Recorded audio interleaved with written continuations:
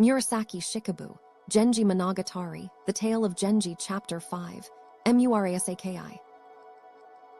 Immediately, he dispatched a messenger to summon the holy man, who, however, answered that his advanced years and feebleness no longer allowed him to travel. "What then is to be done?" said Genji. "I must needs go secretly and see him myself." And with only 4 or 5 confidential attendants, he set forth long before dawn. The place lay some way into the hills. It was the last day of the 3rd month, and in the capital the blossoms had all fallen. The hill cherry was not yet out, but as he neared the open country, the mists began to take on strange and lovely shapes, which gratified him the more because, being a man whose movements were bound by many proprieties, he had rarely enjoyed such sights before. The temples, too, gave him pleasure. The holy man lived in a deep cave, hollowed out of a high vertical face of rock. Genji did not announce himself and wore a close disguise, yet his countenance was so familiar that the priest at once knew him. "Pardon me," he said, "was it not you who sent for me the other day?" "Alas, I turn my thoughts from worldly affairs, and am afraid I have forgotten the art of healing. I am truly sorry that you have come so far." And with an assumed distress, he looked towards Genji and laughed. But it became soon evident that he was a man of profound piety and learning. He prepared certain talismans and administered them, and recited specific spells. When this was finished, the sun had risen, and Genji went a little way outside the cave to look about him. From the high ground, where he stood, he could look down upon a number of scattered hermitages. A winding path led to a cottage which, though enclosed by the same low brushwood as the rest, was planned with more space, having a pleasant roofed passage extending from it, and neat copses were planted around. He inquired whose house it was, and one of his men told him that an abbot had been living there in retirement for 2 years. "I know him well," said Genji on hearing the abbot's name. "I should not like to meet him dressed and attended as I am. I hope he will not hear." Just then a company of neatly dressed children came out of the house and began to pluck the very flowers used in the decoration of altars and images. "There are some girls with them," said one of Genji's men. "We cannot suppose his reverence keeps them. Who then can they be?" And to satisfy his curiosity, he went a little way down the slope and watched them. "Yes, there are some pretty girls, some grown and some mere children," he returned and reported. Much of the morning Genji was occupied with his cure. When at length the ceremony was over, his attendants, fearing the hour at which the fever commonly returned, strove to divert his mind by taking him a little way across the mountain to a vantage from which the capital could be seen. "How lovely," cried Genji, "are those distances half lost in haze, and that soft blur of shimmering woods stretching forth on every side. How could any man be wretched for an instant who dwelt in such a place?" "This is nothing," said one of his men. "If I could but show you the lakes and mountains of other provinces, you would soon perceive how far they surpass what you admire here." And he began to speak first of Mount Fuji and many another famed peak, and then of the west country with its pleasant bays and shores, until he quite forgot that it was the hour of his fever. "Yonder, nearest to us," the man went on, pointing to the sea, "is the bay of Akashi in Harima. Note it well, for though it is not a very remote spot, yet the sense there of being shut off from everything but one vast waste of ocean makes it the strangest and loneliest place I know. There it is that the daughter of a lay priest, who was once governor of the province, presides over a dwelling of quite disproportionate and unexpected splendor. He claims descent from a prime minister and was expected to play a great part in the world. But he is of a singular temper and dislikes society. For a time he served in the palace guard, but he resigned and accepted the province of Harima. Soon, however, he quarreled with the local magnates, and declaring he had been ill-treated and would return to the capital, he did nothing of the sort, but shaved his head and became a lay priest. Yet instead of settling, as is usual on some secluded hill, he built his house upon the seashore, which may seem odd to you. But in truth, whereas in that province here and there many recluses have made their abode, the mountain country is far more dull and bleak, and would sorely have tried the patience of his young wife and child. So as a compromise, he selected the shore. Once, when I traveled through Harima, I visited his house and observed that though at the capital he had lived simply, here he had erected things on the most magnificent scale, as if determined, now that he was free from the burdens of government, to spend his days in the utmost comfort. Yet all the while he made great preparations for the life to come, and no ordained priest could have led a more austere and devout existence. "But you spoke of his daughter," said Genji. "She is fairly good looking," he answered, "and not in the least foolish. Several governors and officers of the province have set their hearts upon her and urged their suit most earnestly, but her father has dismissed them all. It seems that though in his own person indifferent to worldly rank, he has resolved that this one child, his sole care, shall make amends for his obscurity, and he has sworn that if ever she goes against his will, and when he is dead, flouts his command to gratify some idle fancy, his ghost will rise and summon the sea to swallow her." Genji listened intently.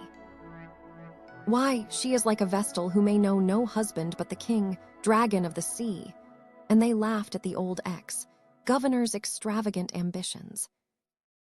The narrator of the tale was a son of the present governor of Harima, who, from being a clerk in the treasury, had been ennobled last year to an officer of the 5th rank.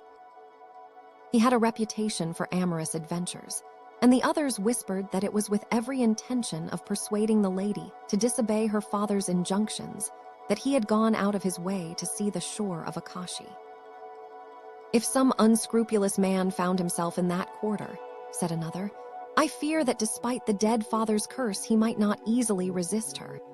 The tale made a deep impression upon Genji's imagination. As his gentleman well knew, whatever was fantastic or grotesque, both in people and situations at once strongly attracted him. They therefore were not surprised to see him listen with such absorption. "It is now well past noon," said one of them, "and I think we may reckon that you will pass the day without a return of your complaint. So let us soon set out for home." But the priest persuaded him to remain longer. "The sinister influences are not yet wholly driven off," he said. "It would be well that a further ritual continue quietly through the night. By tomorrow morning, I think you will be able to go on." His gentleman urged him to stay, nor was he unwilling, for the novelty of such a lodging amused him. "Very well then, at dawn," he said, and having leisure until bed-time which was still afar off, he went out to the hillside, and under cover of the thick evening mist loitered near the brushwood hedge. His attendants had returned to the hermit's cave, and only Koremitsu remained with him. In the western wing, opposite where he stood, a nun was engaged in devotion. The blind was half raised. He thought she seemed to be offering flowers to an image. Near the middle pillar, a sutra book propped upon a stool beside her, sat another nun. She read aloud. There was an air of great sorrow about her. She seemed to be near 40, not a woman of common stock. Her skin was white and fine, and though she was much emaciated, there remained a certain roundness and fullness in her cheeks, and her hair, clipped short near the level of her eyes, fell in a delicate fringe across her brow so that she looked, Genji thought, more elegant and even fashionable in this convent semblance than she might with long hair. Too well, conditioned maids waited upon her. Several little girls ran in and out of the room at play. Among them was one who seemed about 10 years old. She ran into the room clad in a somewhat threadbare white frock lined with stuff of deep saffron. Never had he seen a child like this. What an astonishing creature she would become. Her hair, thick and wavy, flared like a fan about her head. She was flushed and her lips trembled. "What is it? Have you quarreled with one of the others?" The nun lifted her head as she spoke, and Genji fancied there was some likeness between her and the child. No doubt she was its mother. "Inu has let out my sparrow, the little one I kept in the clothes basket," the child said, looking most distressed. "What a tiresome boy that Inu is," said one of the two maids. "He deserves a sound scolding for such a stupid trick. Where can it be? And after all, our trouble to tame it nicely. I only hope the crows have not found it," and so saying, she left the room. She was pleasant looking, with very long, wavy hair. The others called her Nurse Shawnigan, and she seemed to have charge of the child. "Come," said the nun to the little girl, "you must not be so babyish. You are brooding over things that do not matter. Imagine. Even now, when I am so ill that any day I may be taken from you, you care nothing for me, but weep for a sparrow. It is very unkind, especially as I have told you more than once that it is wrong to shut up living things in cages. Come here," and the child sat down beside her. Her features were exquisitely delicate, but it was above all the way her hair grew, in cloudy masses over her temples, but pushed back in childlike fashion from her forehead, that struck him as marvelously beautiful. As he watched and wondered what she would be, when grown, it suddenly occurred to him that she bore no small likeness to one whom he had loved with all his being, and at that likeness he wept secretly. The nun, stroking the child's hair, now said, "It is a lovely mop, though you are so naughty about having it combed. But it pains me that you are still so childish. Some children of your age are very different. Your dear mother was only 12 when her father died, yet she showed herself quite able to manage her affairs. But if I were taken from you now, I know not what would become of you, I do not." And she began to weep. Even Genji, peering at the scene from a distance, found himself moved. The girl, who had watched the nun's face with a strange, unchildish intensity, drooped her head despondently, and as she did so, her hair fell forward across her cheeks in two great dark waves. Looking on fondly, the nun recited the verse, "Not knowing if any will come to nurture the tender leaf whereon it lies, how loath is the dewdrop to vanish in the sunny air." To which the waiting woman answered with a sigh, "O dewdrop, sure must you linger till the young bud of the leaf has shown in what fair form it means to grow." At that moment, the priest to whom the house belonged entered the room from the other side. "Pray, ladies," he said, "are you not exposing yourselves unduly? You have chosen a bad day to sit so close to the window. I have just heard that Prince Genji has come to the hermit yonder for a cure of ague. But he has disguised himself in such mean attire that I did not know him, and have been so near all day without paying my respects." The nun started back in alarm. How distressing! He may even have passed and seen us, and she hastened to lower the folding blind. "I am truly glad that I shall have an opportunity to visit this Prince Genji, of whom one hears so much.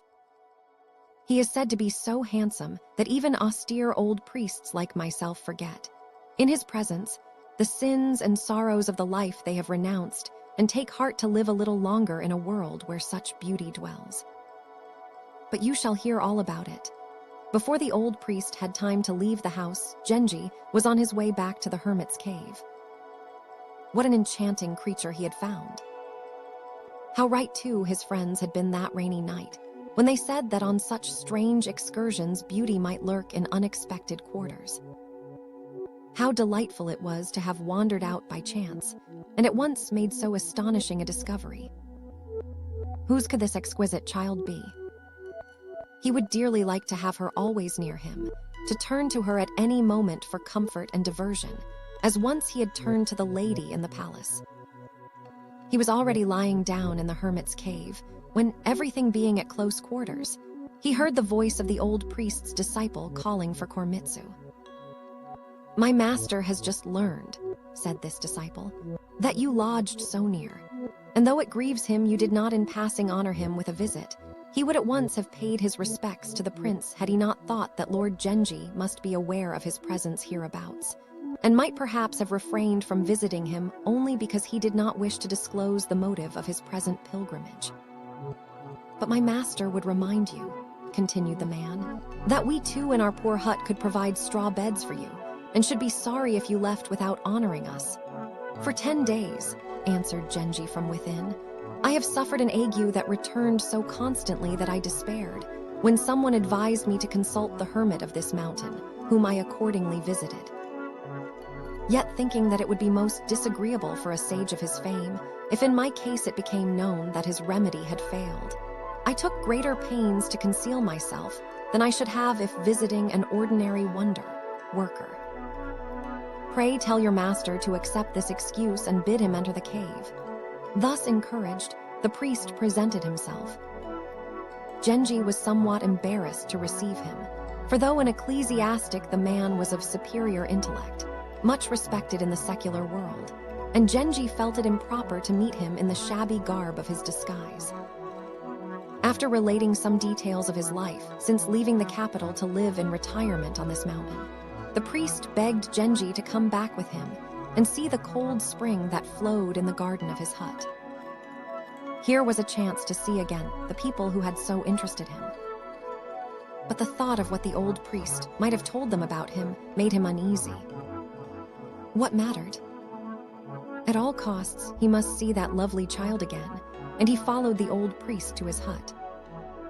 In the garden, the hillside's natural growth had been artfully arranged. There was no moon, and torches burned along the trench while fairy lanterns hung in the trees. The front chamber was neatly prepared. A rich perfume of rare and exotic scents stole from concealed incense, burners, and filled the room with a delicious fragrance. These aromas were unfamiliar to Genji, and he supposed they must have been composed by the ladies of the inner room, who would seem to have shown much ingenuity in the task. The priest began to declaim on the uncertainty of this life and the retributions that await in the next. Genji was appalled to reckon how heavy his own sins already were. It was bad enough to think he would carry them on his conscience for the rest of this life. But then there was the hereafter. What dreadful punishments might he expect? All the while the priest spoke, Genji thought of his own wrongdoings. What a fine thing it would be to become a hermit and dwell in some such place. But his thoughts kept returning to the fair face he had seen that afternoon, and eager to learn more of her, he asked, "Who lives with you here?" "It interests me, for I once dreamed of this place and was astonished to recognize it when I came today." At this, the priest laughed. "Your dream seems to have leapt rather suddenly into our talk," he said, "but I fear that if you press your inquiry, your expectations will be grievously disappointed. You have probably never heard of Aizchai no Dainagon. He died long ago. He married my sister, who after his death turned her back upon the world. Just then I was myself in certain difficulties and could not visit the capital, so for company she came to join me here in my retreat. I have heard that Aizchai no Dainagon had a daughter." "Is that so?" said Genji timidly. "I trust you will not suppose I ask with any indiscreet purpose. He had one daughter who died about 10 years ago. Her father had always desired to present her at court. But she refused, and when he was dead and my sister, the nun, alone to care for her, she allowed some wretched go-between to introduce her to Prince Hayabakyo, whose mistress she became. His wife, a proud and relentless woman, from the first harassed her with continual vexations and affronts. Day after day, this obstinate persecution continued, till at last she died of a broken heart. They say ill treatment cannot kill, but I shall never assert so, for from that cause alone I saw my kinswoman fall ill and perish. Then the little girl must be this lady's child," Genji at length perceived. And that explained her resemblance to the lady in the palace. He felt the attraction towards her deepen. She was of good blood, which is never a detriment, and her rustic simplicity would be an advantage when he made her his pupil, as he now resolved to do, for it would make it easier to mold her undeveloped tastes to his own pattern. "And left the lady whose sad story you tell no remembrance behind her?" asked Genji, still hoping to turn the conversation toward the child herself. She died shortly after her child was born, and it too was a girl. The charge of it fell to my sister, who is in failing health and feels herself ill-able for such responsibility. All was now plain. You will think my proposal strange, said Genji, but I feel I should like to adopt this child. Perhaps you would mention this to your sister. Though others early yoked me in marriage, their choice proved distasteful, and having little relish for society, I now live alone. She is, I realize, a mere child, and I do not propose. Here he paused, and the priest answered, I am much obliged to you for the offer, but I fear it is plain you do not at all conceive that the child in question is a mere infant. You would not even find her amusing, as a casual diversion. Yet it is true that a girl needs the support of powerful friends to make her way, and though I cannot promise anything will come of it, I should certainly mention the matter to her grandmother. His tone had become somewhat cool and grave. Genji felt he had been indiscreet, and preserved an embarrassed silence. There is something I ought to be doing in the hall of our Lord Amida, the priest presently continued, so I must leave you for a while. I must also read my vespers, but I will rejoin you afterwards, and he set out up the hill. Genji felt very disconsolate.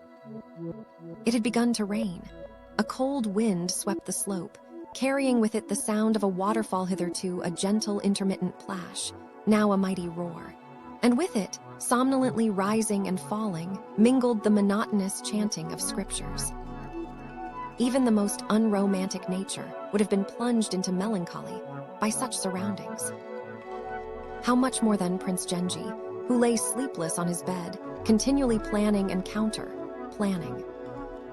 The priest had spoken of vespers, but the hour was indeed very late. It was clear, however, that the nun was awake, for though she made as little noise as possible, now and again her rosary would click faintly against the praying stool. There was something alluring in this low, delicate tapping. It seemed to come from quite close. He opened a narrow gap between the screens that divided the living room from the inner chamber and rustled his fan. He had the impression that someone within, after a little hesitation, had come toward the screen as though saying to herself, "It cannot be so, yet I could have sworn I heard," and then retreated, thinking, well, it was only fancy. Now she seemed to be feeling her way in the dark, and Genji said aloud, "Follow the Lord Buddha, and though your way lie in darkness, yet shall you not go astray." Hearing his clear young voice in the dark, the woman at first had not the courage to answer. But at last she managed. "In which direction, pray, is he leading me?" "I am afraid I do not quite understand." "I am sorry to have startled you," said Genji. The nun at once suspected the poem referred to her grandchild, and inferred that Genji, misled about her age, intended to make advances to her. But how had he become aware of his daughter's existence? For a while she pondered in annoyance and perplexity, and at last answered cautiously with a poem meaning that he who but spends a night upon a traveler's dewy bed can know little of those whose home is forever on the cold moss of the hill, sighed. Thus she turned his poem to a harmless sense. "Tell her," said Genji when the message returned, "that I am not used to converse by hints. However shy she may be, I must ask her this once to dispense with formalities and to treat this matter seriously." "How could he be so misinformed?" said the nun, still thinking Genji imagined her daughter a grown woman. She was terrified at being suddenly summoned before this illustrious person, and wondered what excuse she might make. Her maids, however, were convinced Genji would be grievously offended if she did not appear, and at last, coming from the women's chamber, she said to him, "Though I am no longer young, I very much doubt whether I ought to come like this. But since you say you have serious business, I could not refuse." "Perhaps," said Genji, "you will think my proposal ill-timed and frivolous. I can only assure you it is most earnest. Let Buddha judge." But here he broke off, abashed by her age and gravity. "You certainly chose a strange way of communicating this proposal to me. But though you have not yet declared it, I believe you sincere." Thus encouraged, Genji proceeded, I was deeply touched by the story of your long widowhood and your daughter's death. I too, like this poor child, lost in earliest infancy the one being who tenderly loved me, and in my childhood endured long years of loneliness and sorrow. Thus we are in like case, and this has given me so deep a sympathy for the child that I long to make some amends for what she has suffered. It was then to ask if you would let me play a mother's part that at this strange and inconvenient hour I trespassed on your patience. I am sure you mean kindly, said the nun, but forgive me, you are plainly misinformed. There is indeed a girl here under my charge, but she is a mere infant and could be of no interest to you, so I cannot give my consent. On the contrary, said Genji, I am fully acquainted with every detail about this child, but if you think my sympathy misplaced, pardon me for having spoken. It was clear he did not perceive the absurdity of his proposal, and she saw no use in further explanation. The priest now returning, and Genji saying he had not expected she would at once assent, and was confident she would soon view it differently, closed the screen behind her. The night was nearly spent. In a nearby chapel, the 4 meditations of the law flower were practiced. The voices of the ministrants, now chanting the litany of atonement, came floating on the gusty mountain wind, and with this solemn sound mingled the roar of rushing waters. Startled from my dream by a wandering gust of the mountain gale, I heard the waterfall, and at the beauty of its music wept. So Genji greeted the priest, and he in turn replied with the poem, At the noise of a torrent wherein I daily fill my bowl, I am scarce likely to start back in wonder and delight. I grow so used to it, he added apologetically. A heavy mist obscured the morning sky, and even the chirp of mountain birds sounded muffled and faint. Such a variety of flowers and blossoming trees, he did not know their names, grew upon the hillside that the rocks seemed spread with a many-colored embroidery. Above all, he marveled at the exquisite stepping of the deer moving across the slope, now treading daintily, now suddenly pausing. And as he watched them, the last remnants of his sickness were dispelled by pure delight. Though the hermit could little use his limbs, by hook or crook he managed to perform the mystic motions of the guardian's spell. And though his aged voice was husky and faltering, he read the sacred text with great dignity and fervor. Several of Genji's friends now arrived to congratulate him on his recovery, among them a messenger from the palace. The priest of the hut below brought a gift of strange roots, which he had fetched from deep in the ravine. He begged leave to be excused from accompanying Genji on his way. Till the end of the year, he said, I am bound by a vow which must deprive me of what would have been a great pleasure, and he handed Genji the stirrup cup. Were I free to follow my own desire, said Genji, taking the cup, I would not leave these hills and streams. Yet I hear my father, the emperor, makes anxious inquiry after me. I will return ere the blossoms are over. And he recited the verse, I will go back to the men of the city and tell them to come quickly, lest the wild wind outstripping them should toss these blossoms from the cherry bough. The old priest, flattered by Genji's courtesy and charmed by his voice, answered with the poem. Like one who finds the aloe tree in bloom to the flower of the mountain, cherry I no longer turn my gaze. I am not after all quite so rare as the aloe flower, said Genji, smiling. Next the hermit handed him a parting cup, with the poem, Though seldom I open the pine tree door of my mountain, cell, yet have I now seen face to face the flower few live to see. And as he looked up at Genji, his eyes filled. He gave him, to keep him safe from harm, a magical wand. And seeing this, the nun's brother in turn presented a rosary brought back from Korea by Prince Shotoku. It was set with jade and remained in the same Chinese looking box wherein it had been brought. The box lay in an open work bag, and a 5-leafed pine branch accompanied it. He also gave some small blue crystal vases for his medicines, with sprays of cherry, blossom, and wisteria alongside, and such other gifts as the place afforded. Genji had sent to the capital for presents to repay his reception on the mountain. First, he rewarded the hermit, then distributed alms to the priests who chanted on his behalf, and finally gave useful gifts to the poor villagers nearby. While he read a short passage from the scriptures in preparation for departure, the old priest went into his house and asked his sister, the nun, whether she had any message for the prince. "It is hard to say anything at present," she answered. "Perhaps if he still feels the same inclination 4 or 5 years hence, we might begin to consider it." "That is just what I think," said the priest. Genji saw with regret that he had made no progress. In reply to the nun's message, he sent a small boy of the priest's household with the poem. "Last night indeed, though in the grayness of twilight only, I saw the lovely flower. But to-day a hateful mist has hidden it utterly from my sight." The nun answered, "That I may know whether indeed it pains you so deeply to leave this flower, I shall watch intently the motions of this hazy sky." It was written in a noteworthy and very aristocratic hand, but quite without studied grace. While his carriage was being prepared, a great company of young lords came from the great hall, saying they had been hard put to find where he had gone and now desired to give him their escort. Among them were To no Chujo, Sachuben, and other lesser lords who came out of affection for the prince. "We like nothing better than to wait on you," they said, somewhat aggrieved. "It was unkind of you to leave us behind."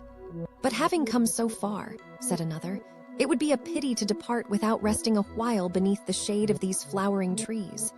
Whereupon they all sat in a row upon the moss under a tall rock and passed a rough earthen wine jar from hand to hand. Close by the stream leaped over rocks in a magnificent cascade. To no Chujo drew a flute and played a few trills. Sachuben, tapping idly with his fan, began to sing the Temple of Toyora. The young lords who had come to fetch him were all men of high distinction, but so striking was Genji's appearance as he sat leaning against the rock that no eye turned elsewhere. One of his attendants now played a reed, pipe. Another proved a skillful show player.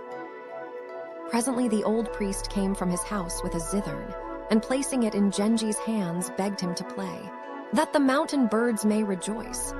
He protested he was not in the mood to play, yet yielding to the priest's persuasion, he gave what was not at all an undelightful performance. Afterwards they rose and started for home.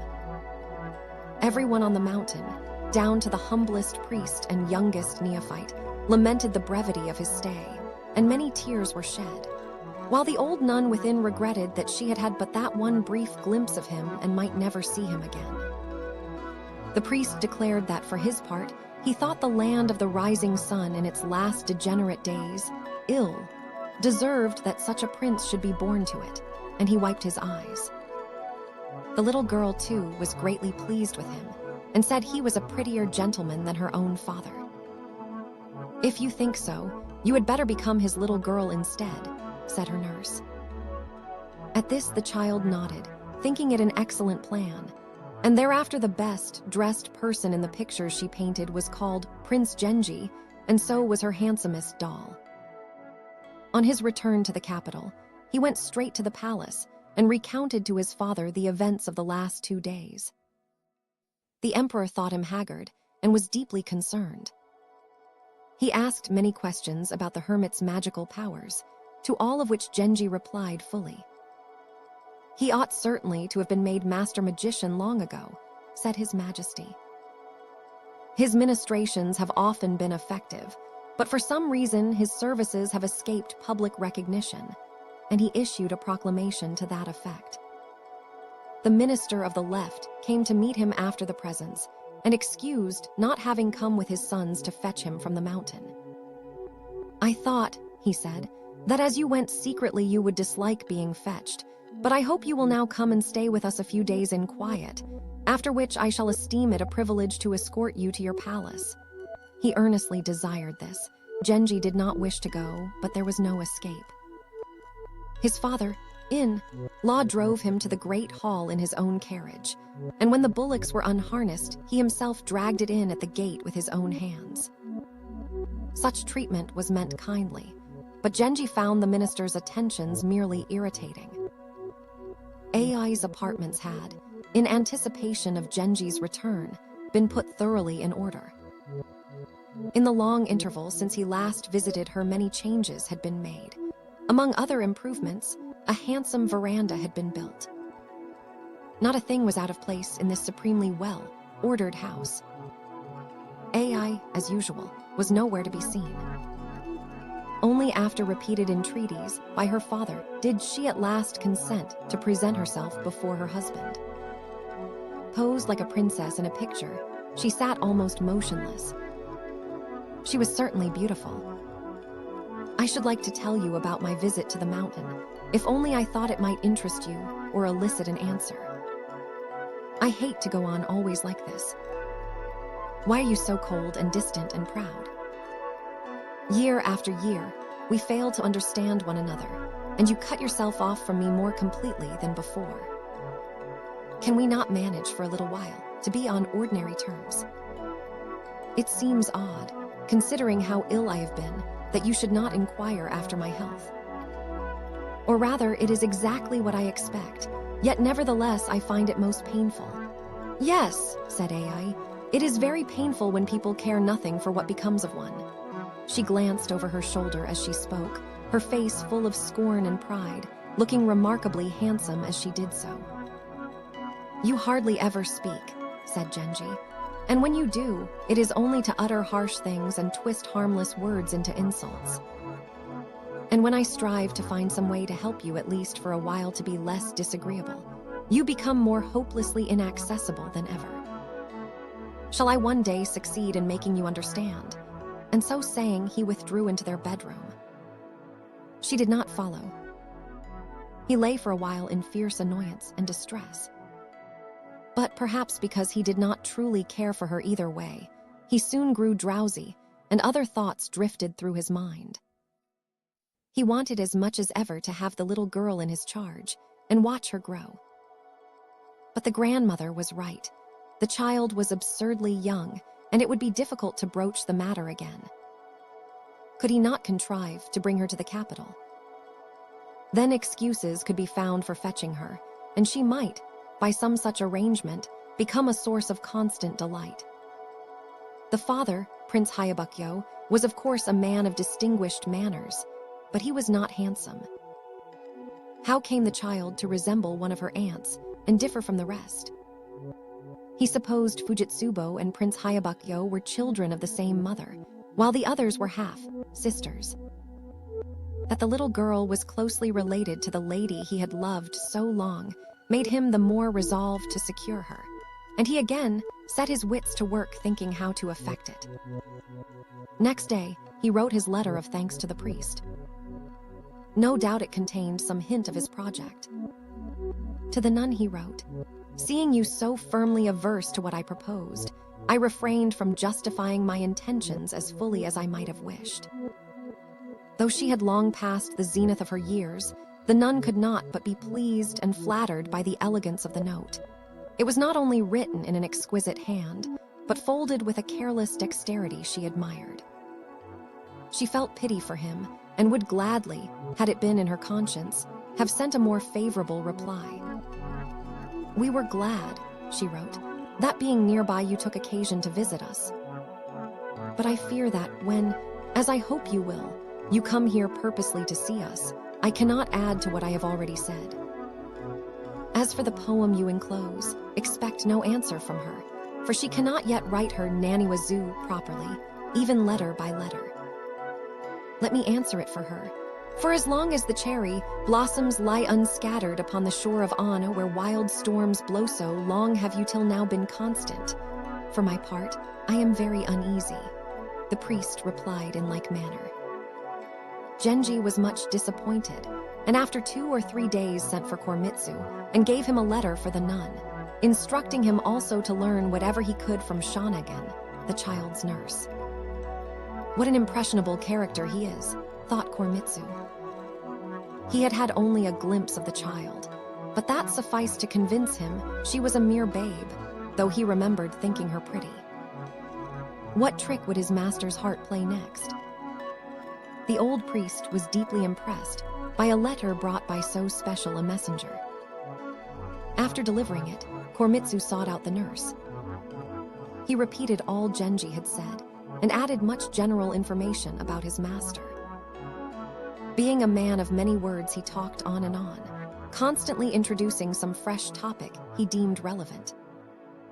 But in the end, Shanegan was as puzzled as everyone else to account for Genji's interest in a child so ridiculously young. His letter was most deferential. In it, he said he longed to see a specimen of her childish writing, done letter by letter, as the nun had described. As before, he enclosed a poem. "Was it the shadows in the mountain well that told you my purpose was but jest?" To which she answered, "Some perhaps that have drawn in that well now bitterly repent. Can the shadows tell me if again it will be so?" And Koremitsu brought a spoken message to the same effect, together with assurance that as soon as the nun's health improved, she intended to visit the capital and would then correspond. The prospect of her visit was very exciting. About this time, Lady Fujitsubo fell ill and withdrew for a while from the palace. The sight of the emperor's grief and anxiety moved Genji to pity. But he could not help thinking this was an opportunity not to be missed. He spent the whole day in great agitation, unable, whether at his house or at the palace, to think of aught else or call upon anyone. When at last the day closed, he induced her maid Amiabu to take a message. The girl, though she judged any communication between them unwise, seeing a strange look in his face like that of one who walks in a dream, took pity and went. The princess recalled their former intimacy as something wicked and horrible, a continual torment. She had resolved that such a thing must never happen again. She received him with a stern and sorrowful aspect, yet the charm of her person was not hidden, and as though aware he unduly admired her, she treated him with marked coldness and disdain. He longed to find some fault in her, to think himself mistaken, and so be at peace. I need not relate all that passed. The night sped only too quickly. He whispered to her the poem. "Now that at last we have met, would that we might vanish forever into the dream we dreamed tonight." But she, still conscience-stricken, answered, "Though I were to hide in the darkness of eternal sleep, yet would my shame run through the world from tongue to tongue." And indeed, as Genji knew, she had good cause for this sudden fit of apprehension and remorse. As he left, Amiabu ran after him with his cloak and other things he had left. He lay all day on his bed in torment. He sent a letter, but it was returned unopened. This had occurred often before, but now it filled him with such consternation that for 2 or 3 days he was prostrate and kept his room. All the while he feared his father, full of solicitude, would begin to inquire what new trouble had overtaken him.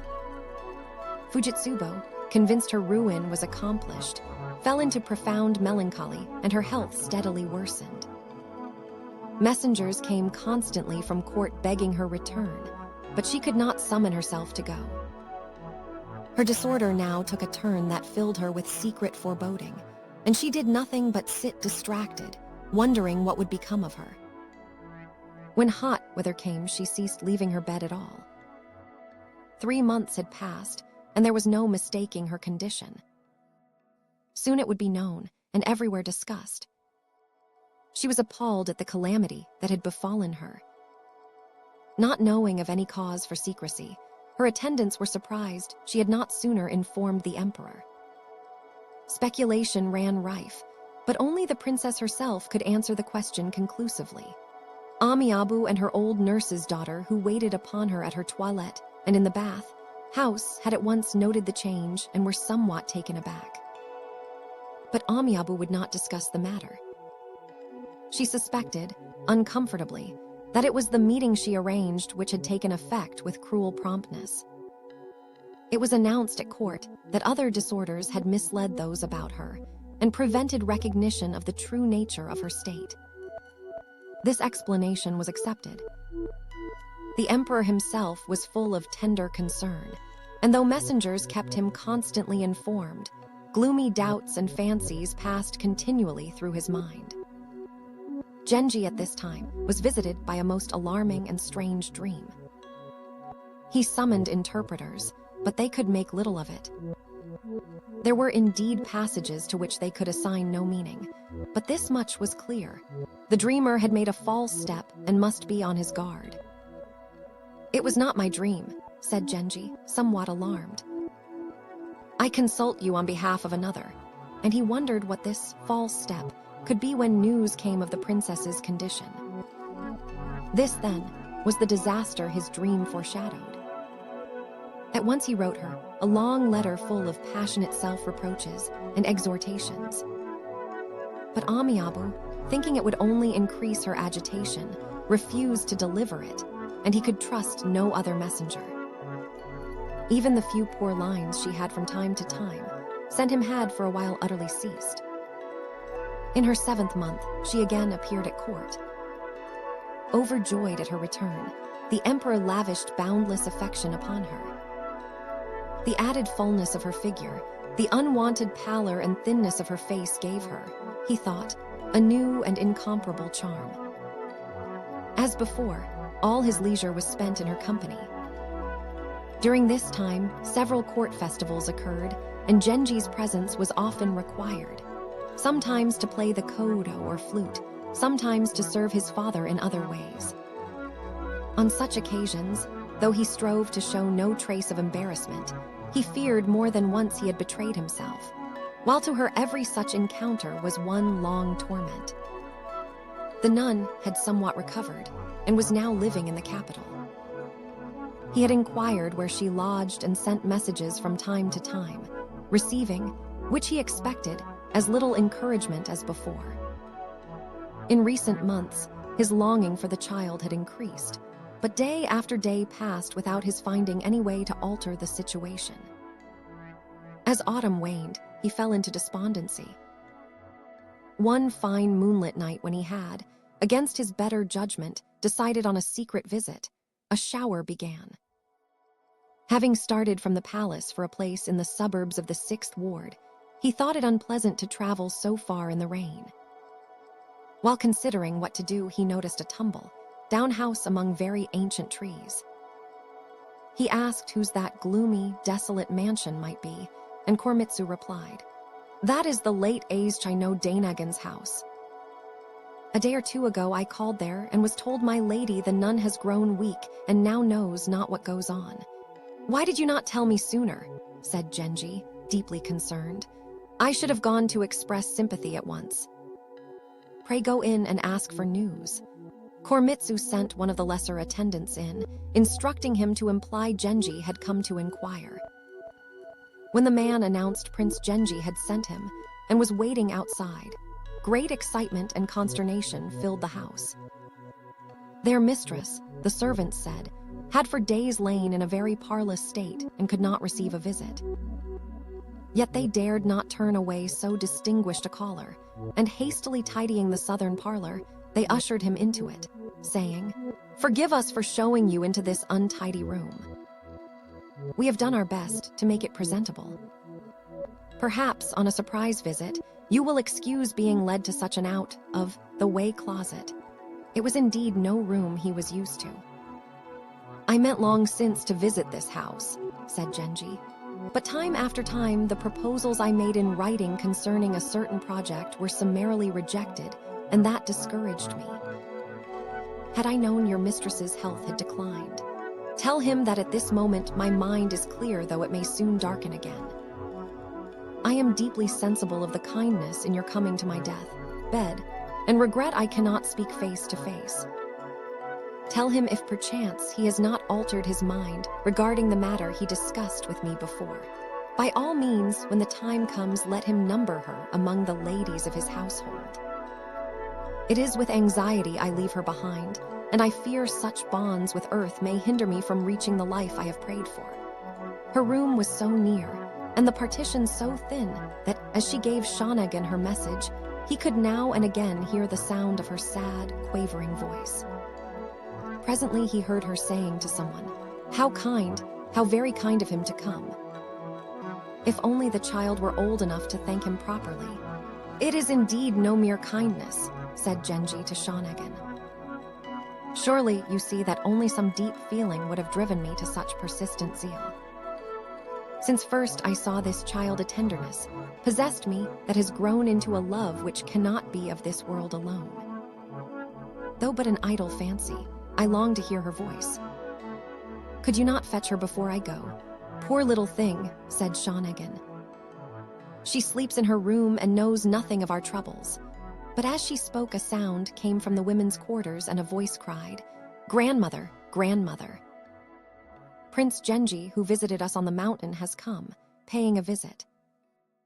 Why do you not let him come and speak to you? Hush, child, hush, cried the gentlewomen, scandalized. No, no, said the child. Grandmother said that when she saw this prince it made her feel better at once. I was not being silly. This delighted Genji, but the household gentlewomen thought the child's intrusion indecorous and feigned not to hear her. Genji gave up the idea of a formal visit and drove away, thinking the child still behaved as an infant. Yet how easy and delightful to teach her. Next day he made a proper call. On arrival, he sent in a poem on his usual small slip. Since first I heard the voice of the young crane, my boat shows a strange tendency to stick among the reeds. It was meant for the little girl and penned in a large childish hand, yet most beautiful, so that the housemaid said at once, This will have to go into the child's copy book. Shanagan sent him word. My mistress, feeling she might not live through the day, asked us to move her to the temple in the hills, and she is already en route. I shall see that she learns of your inquiry if I can but send word before it is too late. The letter touched him deeply. During those autumn evenings, his heart was in continual ferment. Though all his thoughts dwelt elsewhere, because of the curious relationship between the child and the one who obsessed his mind, his desire to make the girl his own during this stormy time grew stronger each day. He remembered the evening he first saw her and the nun's poem, not knowing if any will come to nurture the tender leaf. She would always be delightful, yet in some respects she might not fulfill her promise. One must take risks. He composed the poem. When shall I see it lying in my hand, the young grass of the moor, side that springs from purple roots? In the 10th month the emperor would visit Suzaku Inn for the festival of red leaves. The dancers were to be sons of the noblest houses. The most accomplished among princes, courtiers, and other great men were chosen for their parts by the emperor himself, and from the royal princes and state ministers downward, everyone was busy with rehearsals. Genji suddenly realized he had neglected to inquire after his friends on the mountain for some time. He sent a special messenger who brought back this letter from the priest. The end came on the 20th day of last month. It is man's common lot, yet her loss is grievous to me. This and more he wrote, and Genji, reading, felt a bitter sense of life's brevity and futility. And what of the child concerning, whose future the dead woman had shown such anxiety? He could not clearly recall his own mother's death, yet some faint memory lingered and lent warmth to his letter of condolence. It was answered, with some self-importance, by the nurse Shanagan. After the funeral and mourning, the child was brought to the capital. Hearing this, he allowed some days to pass, and then on one fine, still night went to the house of his own accord. That gloomy, decaying, half-deserted mansion, he thought, must depress the child who lived there. He was shown into the same small room as before. There Shanagan, between sobs, told him the tale of their bereavement, at which he too was oddly moved. I would send my little mistress to His Highness her father, S., she continued. Did I not remember how cruelly her poor mother was treated in that house? And I would still do it if my little lady were an infant who would not know where she had been taken, nor what people there felt towards her. But she is too old to be placed among strange children who might not be kind. So my poor dead mistress would always say to the end, You, sir, have been very good to us, and it would ease me to know she came to you even for a little while, and I would not trouble you with questions of what should happen afterwards. Only I am sorry she is not some years older, so you might make a fitting match. But the way she has been brought up has kept her childish even for her age. You need not so often remind me of her childishness, said Genji. Though it is her youth and helplessness that move my compassion, yet I acknowledge, and why hide it from myself or you, that a far closer bond unites our souls. Let me tell her myself what we have just decided. And he recited a poem asking whether, like the waves that lap the shore where young reeds grow, he must advance only to recede again. Will she be too much surprised? He added. Shanagan, promising to fetch the child, replied with a poem warning he must not expect her to drift seaweed, like with the waves, before she understood his intent. Now, what made you think I should send you away without letting her see you? She asked in an off-hand tone he found easy to forgive. His bearing, which the gentlewomen studied closely, while he waited and sang a verse of the song Why So Hard to Cross the Hill, made a deep impression on them, and they remembered it long. The child lay, weeping for her grandmother. A gentleman in a big cloak has come to play with you, said one of the attendants. I wonder if it is your father. At this, she sprang up and cried, Nurse, where is the gentleman in a cloak? Is he my father? And ran into the room. No, said Genji, it is not your father, but someone else who wants you to be very fond of him. Come, she had learned from talk that Prince Genji was a great person, and thinking he must be angry with her for calling him the gentleman in a cloak, she ran to her nurse and whispered, Please, I am sleepy. You must not be shy of me, said Genji. If sleepy, come and lie on my knee. Will you not come and speak to me? There, said Shanagan, you see what a little savage she is, and pushed the child toward him. She stood listless by his side, tucking her hand under her hair, so it streamed in waves over her dress or clasping a great bunch of it where it rose thick about her shoulders. Presently he took her hand, but at once, terrified by so close contact with someone unfamiliar, she cried, I said I wanted to go to bed, and snatching her hand away ran into the women's quarters. He followed calling, Dear one, do not run from me. Now your granny is gone, you must love me instead. No, gasped Shanagan aghast. That is too much. How can you say such a wicked thing to a poor child? And it is not much use telling people to love you, is it? For the moment, perhaps not, said Genji. But you will see strange things happen when a man's heart is set as mine now is. Hail fell. It was a wild and terrible night. The thought of leaving her to pass it in that gloomy, half-deserted mansion overwhelmed him, and seizing this pretext to stay near her, he cried, Shut the partition door. I will remain a while, and keep watch on this dreadful night. Draw near to me, all of you. And, as though natural, he lifted the child in his arms and bore her to her bed. The gentlewomen were too stunned and confounded to move, while Shanagan, though greatly alarmed by his high-handed conduct, had to admit there was no cause to interfere and could only sit moaning in her corner. The little girl was at first terribly frightened. She did not know his intent and shuddered.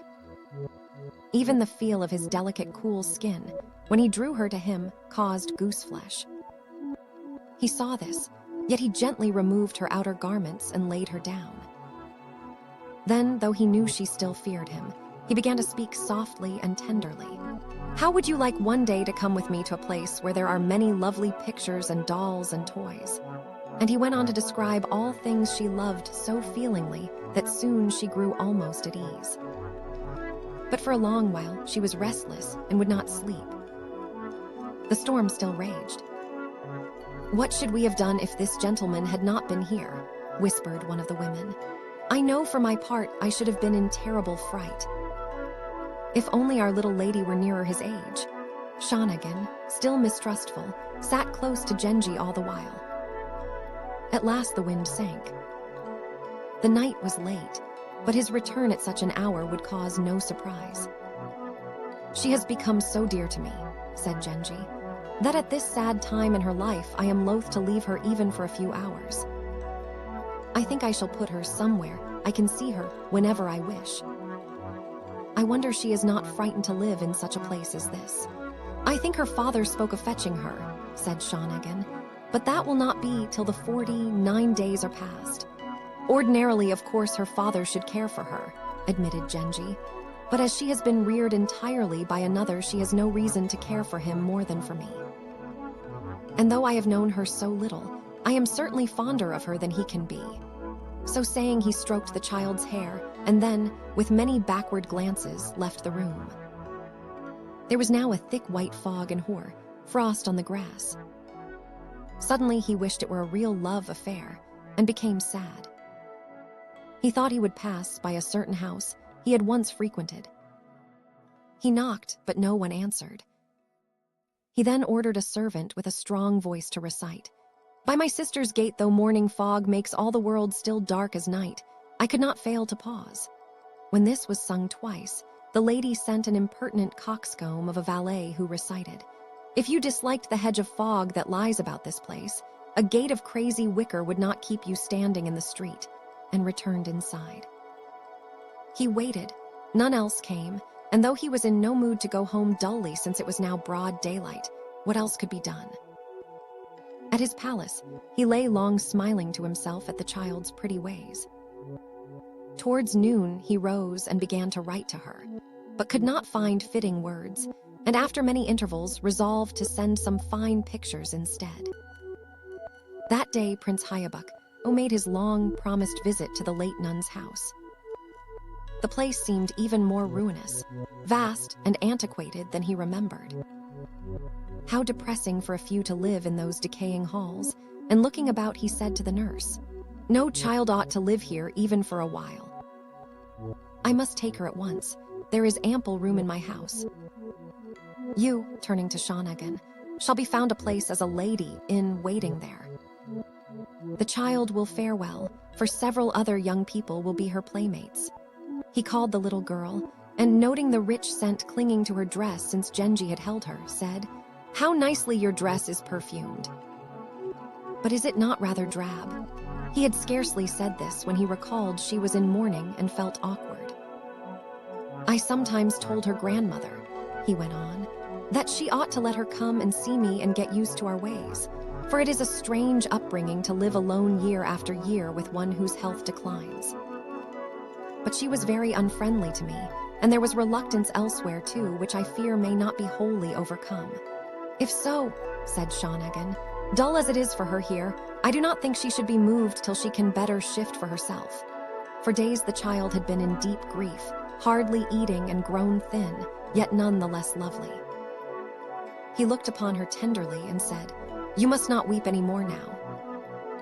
When people die there is no help, and we must bear it bravely. But now all is well, for I have come instead." Yet it was late and he could not stay.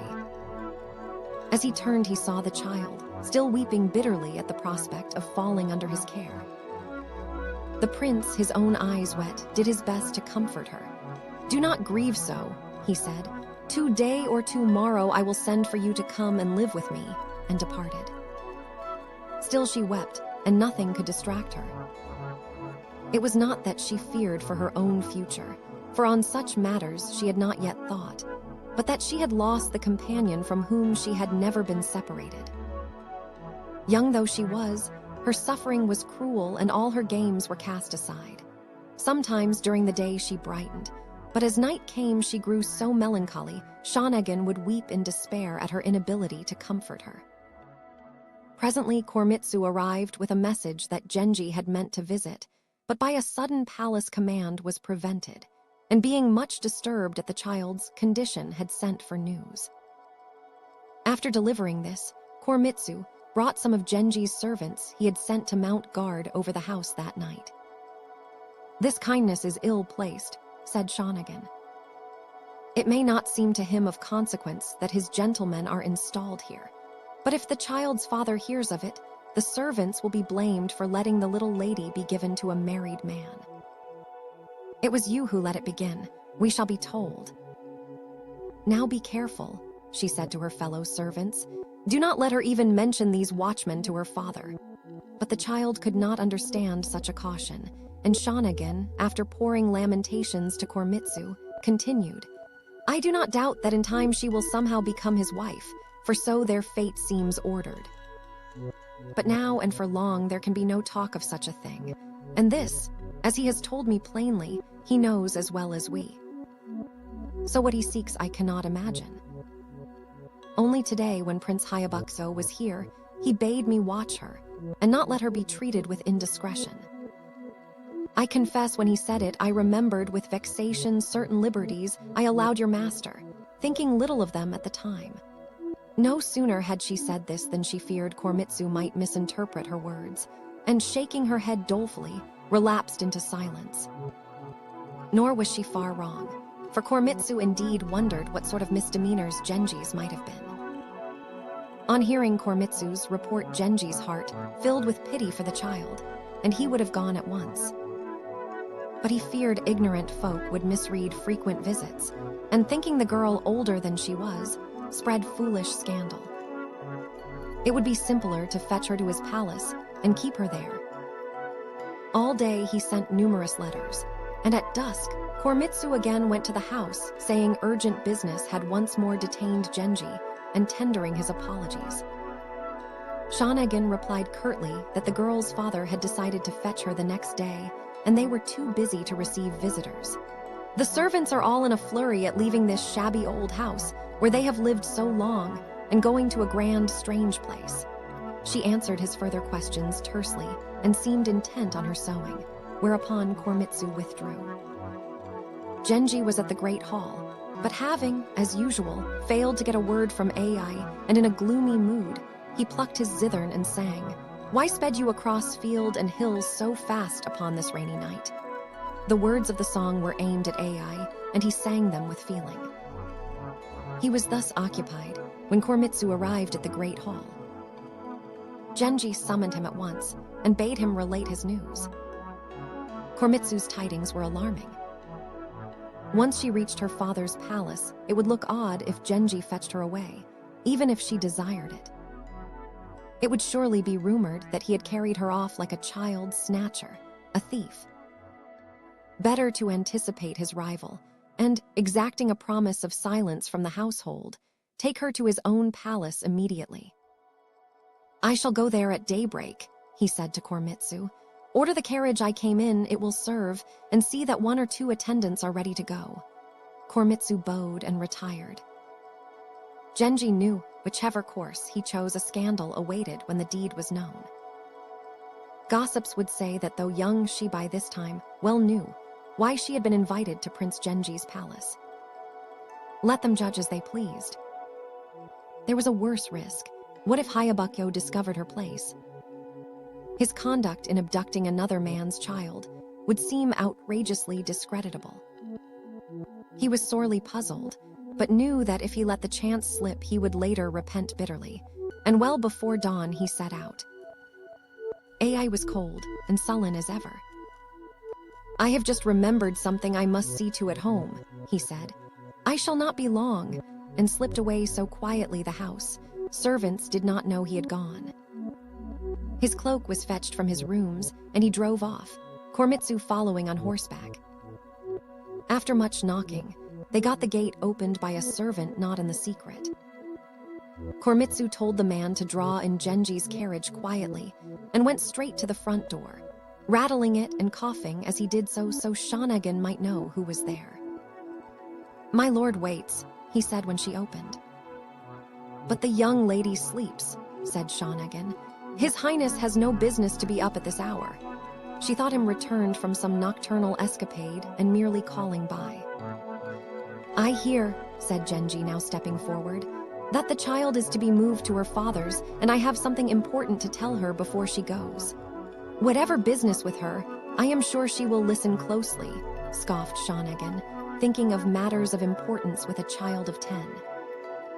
Genji entered the women's quarters. "You cannot go in there," cried Shanagan in horror. "Several aged ladies lie all undressed." "They sleep," said Genji. "See, I am only waking the child," and bending over her he cried, "The morning mist is rising, it is time to wake." And before Shanagan could protest, he had taken the child in his arms and began to rouse her. Still half, dreaming, she thought her father had come. "Come," said Genji as he set her hair. Your father sent me to bring you back with me to his palace." For a moment, she was dazed to find it was not her father and shrank in fright. "Never mind whether it is your father or me," he cried. "It is all the same." And with that he lifted her and carried her from the inner room. "Well," cried Koremitsu and Shanagan in astonishment. What would he do next? "It seems," said Genji, "you were uneasy when I told you I could not visit her as often as I wished and would arrange for her to go to a more convenient place. I hear you are sending her somewhere. It will be harder for me to see her. Therefore, make ready one of you to come with me." Shanagan, now realizing he meant to carry off the child, was in a terrible flurry. "Oh, sir," she cried, "you could not have chosen a worse time. Today her father comes to fetch her. What shall I say? If you would but wait, all might come right. But by acting impulsively, you do yourself no good and leave the poor servants in a sad plight." "If that is all," cried Genji, "let them follow as they choose." And to her despair, he had the carriage brought. The child stood weeping and bewildered. There seemed no way to prevent him, and gathering together the clothes she had been sewing, the nurse donned her best dress and entered the carriage. Genji's house was near, and they arrived before dawn. They halted before the western wing, and Genji alighted. Setting the child upon the ground, he stepped down. Shanagan, as if still in a dream, hesitated to enter. "You need not come in if you choose not to," said Genji. "Now that the child is safe, I am content. If you would rather return, I will escort you." Reluctantly, she left the carriage. The abruptness of the move had shaken her. She fretted about what Prince Hayabukyo would think when he found his child gone. And indeed, what would happen to her? One way or another, all her mistresses seemed taken from her, and it was only when she feared she had wept too long that she at last dried her eyes and began to pray. The western wing had long been uninhabited and was not fully furnished, but Koremitsu quickly adjusted screens and curtains where needed. Genji's makeshift quarters were contrived by letting down the side, wings of his screen of honor. He sent to the other part of the house for his night things and slept. The child, put to bed nearby, remained apprehensive and uneasy. Her lips trembled, but she dared not cry aloud. "I want to sleep with Shanagan," she said at last in a tearful, childish voice. "You are grown too big to sleep with a nurse," said Genji, who had heard. "You must try to sleep nicely where you are." She felt very lonely and lay weeping long. The nurse was too distraught to sleep and sat up all night in the servants' quarters crying so bitterly she scarcely knew what went on. But at dawn, she began to look about. Not only this great palace with its marvelous pillars and carvings, but the sand in the courtyard, which looked to her like a carpet of jewels, made such an impression she was at first overawed. Yet being no longer in a house full of women gave her a pleasant sense of security. It was the hour when business brought various strangers to the house. Several men walked just outside her window, and she heard one whisper to another, "They say someone new lives here. Who can it be, I wonder? A lady of note, I'll warrant." Bath water was brought from the other wing and steamed rice for breakfast. Genji did not rise until far on into the morning. "It is not good the child be alone," he said to Shanagan. "So last night before I came I arranged for some little people to come and stay here, and he sent a servant to fetch the little girls from the eastern wing. He had ordered them to be as small as possible, and 4 of the tiniest, prettiest creatures imaginable arrived." Murasaki yet slept, wrapped in Genji's own coat. It took effort to rouse her. "You must not be sad," he said. "If I were not very fond of you, should I care for you like this? Little girls should be gentle and obedient." Thus her education began. Now that he could study her at leisure, she seemed even lovelier, and they soon fell into affectionate talk. He fetched charming pictures and toys to show her, and set himself to amuse her in every way. Gradually she rose and looked about. In her shabby dark, gray dress, she was so charming when laughing and playing, all her woes forgotten, that Genji laughed in pleasure watching her. When at last he retired to the eastern wing, she went out to the garden. Picking her way among trees and along the lake, sighed, admiring the frosty flower, beds that glittered gay as a picture while a many-colored throng passed in and out of the house. She began to think this a very nice place. Then she looked at the painted panels and screens and quite lost her heart to them. For 2 or 3 days, Genji stayed from the palace and spent his time amusing the child. At last he drew many pictures for her copy book, showing them one by one. She thought them the loveliest she had ever seen. Then he wrote part of the Musashi no poem. She delighted in the bold ink, strokes on purple, stained paper. In a smaller hand was the verse, "Though the parent, rude I cannot see, yet tenderly I love its off shoot the dewy plant that grows upon Musashi moor." "Come," said Genji while she admired it, "you must write something too." "I cannot write properly yet," she answered, looking up with a charm so unconscious that Genji laughed. "Even if you cannot write well, will not do to let you off. Let me teach you." With timid glances toward him, she began to write. Even the childlike way she held the brush thrilled him with delight he could not explain. "Oh, I have spoiled it," she suddenly cried and, blushing, hid what she had written. But he made her show it and found the poem. "I do not know what put Musashi into your head and am very puzzled. What plant is it that you say is a relative of mine?"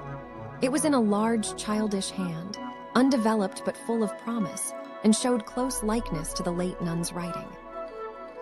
He felt sure that with proper copy, books she would soon write very neatly. Next they built houses for the dolls, and played so long the anxiety preying on his mind was for a while forgotten. The servants left behind at Murasaki's house were greatly embarrassed when Prince Hayabukyo came to fetch her. Genji had made them promise to tell no one of what occurred, and Shanagan had appeared to agree that secrecy was best. Thus he could learn nothing save that Shanagan had taken the child away without saying whither. The prince felt baffled. Perhaps the grandmother had instilled in the nurse's mind the idea the child would fare badly at his house. In that case, the nurse, with crafty excess, might instead have made off with her. He went home depressed, ordering them to inform him at once of any news, a request that further embarrassed them. He also asked the priest at the hill temple, but learned nothing. The child had seemed a most lovable companion. It was disappointing to lose her so. The princess, his wife, had long since got over her dislike of the child's mother, and was indignant that she seemed untrustworthy with the child. Gradually, the servants from Murasaki's house gathered at her new home. The little girls brought to play with her were delighted, and soon all played happily together.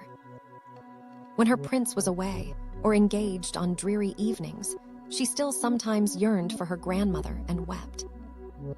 But she never thought of her father, whom she had hardly known except at rare intervals. Now indeed she had a new father, to whom she grew every day more attached. When he returned, she was the first to meet him, and then games and conversations began, she sitting on his lap without shyness. A more charming companion could not be imagined. Perhaps as she grew older, she would not always be so trusting. New traits might emerge. If she suspected he cared for another, she might resent it, and then unexpected things could occur. But for now, she was a delightful toy. Had she truly been his daughter, convention would not permit him to live with her in such intimacy much longer. But in this case, he felt such scruples did not apply.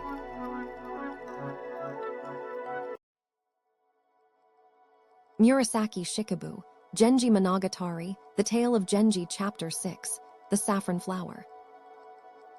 Try as he would, he could not shake the melancholy into which Yugao's sudden death had plunged him, and although many months had elapsed, he still longed for her with the same passionate intensity. In other quarters, where he had sought affection, coldness met coldness and pride encountered pride. He wished to escape once more from the claims of these exacting and impetuous natures, and to revive the intimate tenderness which for a while had given him such deep felicity. Yet, alas, no second Yuga would ever come his way.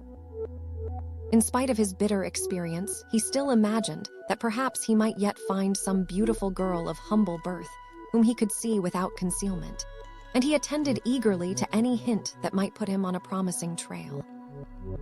If the prospects looked favorable, he would follow up his inquiries by sending a discreet letter which, as experience had taught him, would rarely bring an altogether discouraging answer. Even those who, by the prim stiffness of their replies, seemed anxious to set virtue above feeling, and who at first appeared hardly versed in the amenities of polite life, would suddenly collapse into the most extravagant intimacy which continued until their marriage with some commonplace husband put an end to the correspondence. There were idle moments when he recalled Utsusemi with a sense of regret. And there was her companion too. Sooner or later, there would surely be an opportunity to send her a secret message. If only he could see her again, as he had seen her that night sitting by the chess, bored in the dim lamplight. It was not, indeed, his way to forget anyone of whom he had once been fond. Among his old nurses, there was one called Sayemon to whom, after Koremitsu's mother, he felt the closest attachment. She had a daughter named Teifu no Mayabu who served at the palace. This girl was the illegitimate child of a certain member of the imperial family who was at that time vice, minister of the Board of War. She was of very lively disposition, and Genji often made use of her services. Her mother, Genji's nurse, afterwards married the governor of Echizen and had gone with him to his province, so that when the girl was not at the palace, she lived chiefly at her father's house. One day, while talking with Genji, she happened to mention a certain princess, a daughter of the late Prince Hitachi. This lady, she said, had been born to the prince when he was already advanced in years, and every care had been lavished on her upbringing. Since his death, she had lived alone and was very unhappy. Genji's sympathy was aroused, and he began to question Mayabu about this ill-fated lady. "I do not really know much either about her character or her looks," Mayabu replied. "She is most reclusive in her habits. Sometimes I have spoken to her a little in the evenings, but always with a screen between us. I believe her zithern is the only companion in whom she confides. Of the 3 friends, at least one would in her case be unfit," said Genji, "but I should very much like to hear her play. Her father was a great master on that instrument, and it is unlikely she has not inherited some of his skill." "Oh, I am afraid she is not worth your coming to hear," Mayabu answered. "You are discouraging," he retorted, "but all the same I shall hide there one of these nights when the full moon is veiled and listen to her playing, and you shall come with me." She was not greatly pleased, yet just then even the busy palace seemed to have settled into a springtime quiet, and being quite at leisure, she consented to accompany him. Her father's house lay some distance from the town, and for convenience, he sometimes lodged in Prince Hitachi's palace.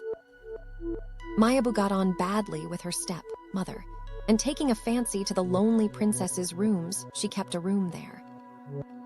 It was indeed on the night after the full moon, in just such a veiled light as Genji had spoken of, that they visited the Hitachi palace. "I am afraid," said Mayabu, "that it is not a very favorable night for listening to music. Sounds do not seem to carry well." But he would not be thus deterred. "Go to her room," he said, "and persuade her to play a few notes. It would be a pity to leave without hearing her at all." Mayabu felt somewhat shy of leaving him alone in her mistress's private chamber. She found the princess sitting by the window, her shutters not yet closed for the night. She was enjoying the scent of a blossoming plum tree that stood in the garden just outside. It did indeed seem the right moment. "I thought how lovely your zithern would sound on such a night as this," she observed, "and could not resist coming to see you. I am always in such a hurry, to and from the palace, that, would you believe it, I have never had time to hear you play. It is such a pity. Music of this sort, replied the princess, gives no pleasure to those who have not studied it. What do they care for such matters who all day long run hither and thither in the city of 100 towers? She sent for her zithern, but her heart beat quickly. What impression would her playing make on these visitors? Timidly, she sounded a few notes. The effect was agreeable. True, she was not a great performer, but the instrument was a specially fine one, and Genji found her playing not at all displeasing to listen to. Living in that lonely, half-ruined palace after an upbringing likely full of archaic formalities and restrictions, it would be strange indeed if her life did not consist largely of memories and regrets.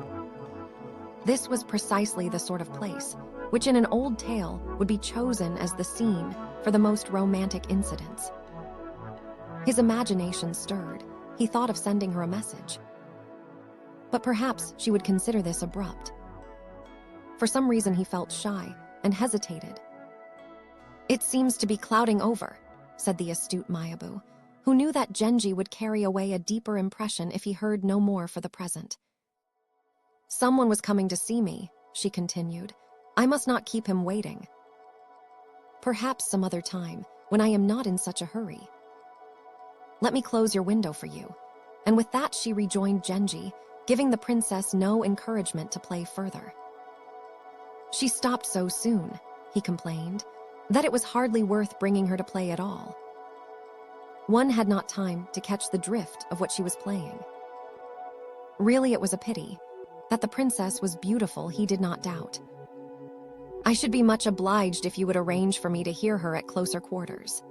But Mayabu, thinking this would lead to disappointment, told him that the princess, who lived so hermit-like and seemed always depressed and subdued, would hardly welcome the suggestion that she perform before a stranger. "Of course," said Genji, "a thing of that sort could only be proposed between people who were upon familiar terms, or to someone of a very different rank. This lady's position, as I know perfectly well, entitles her to every consideration, and I would not ask you to do more than hint at my desire."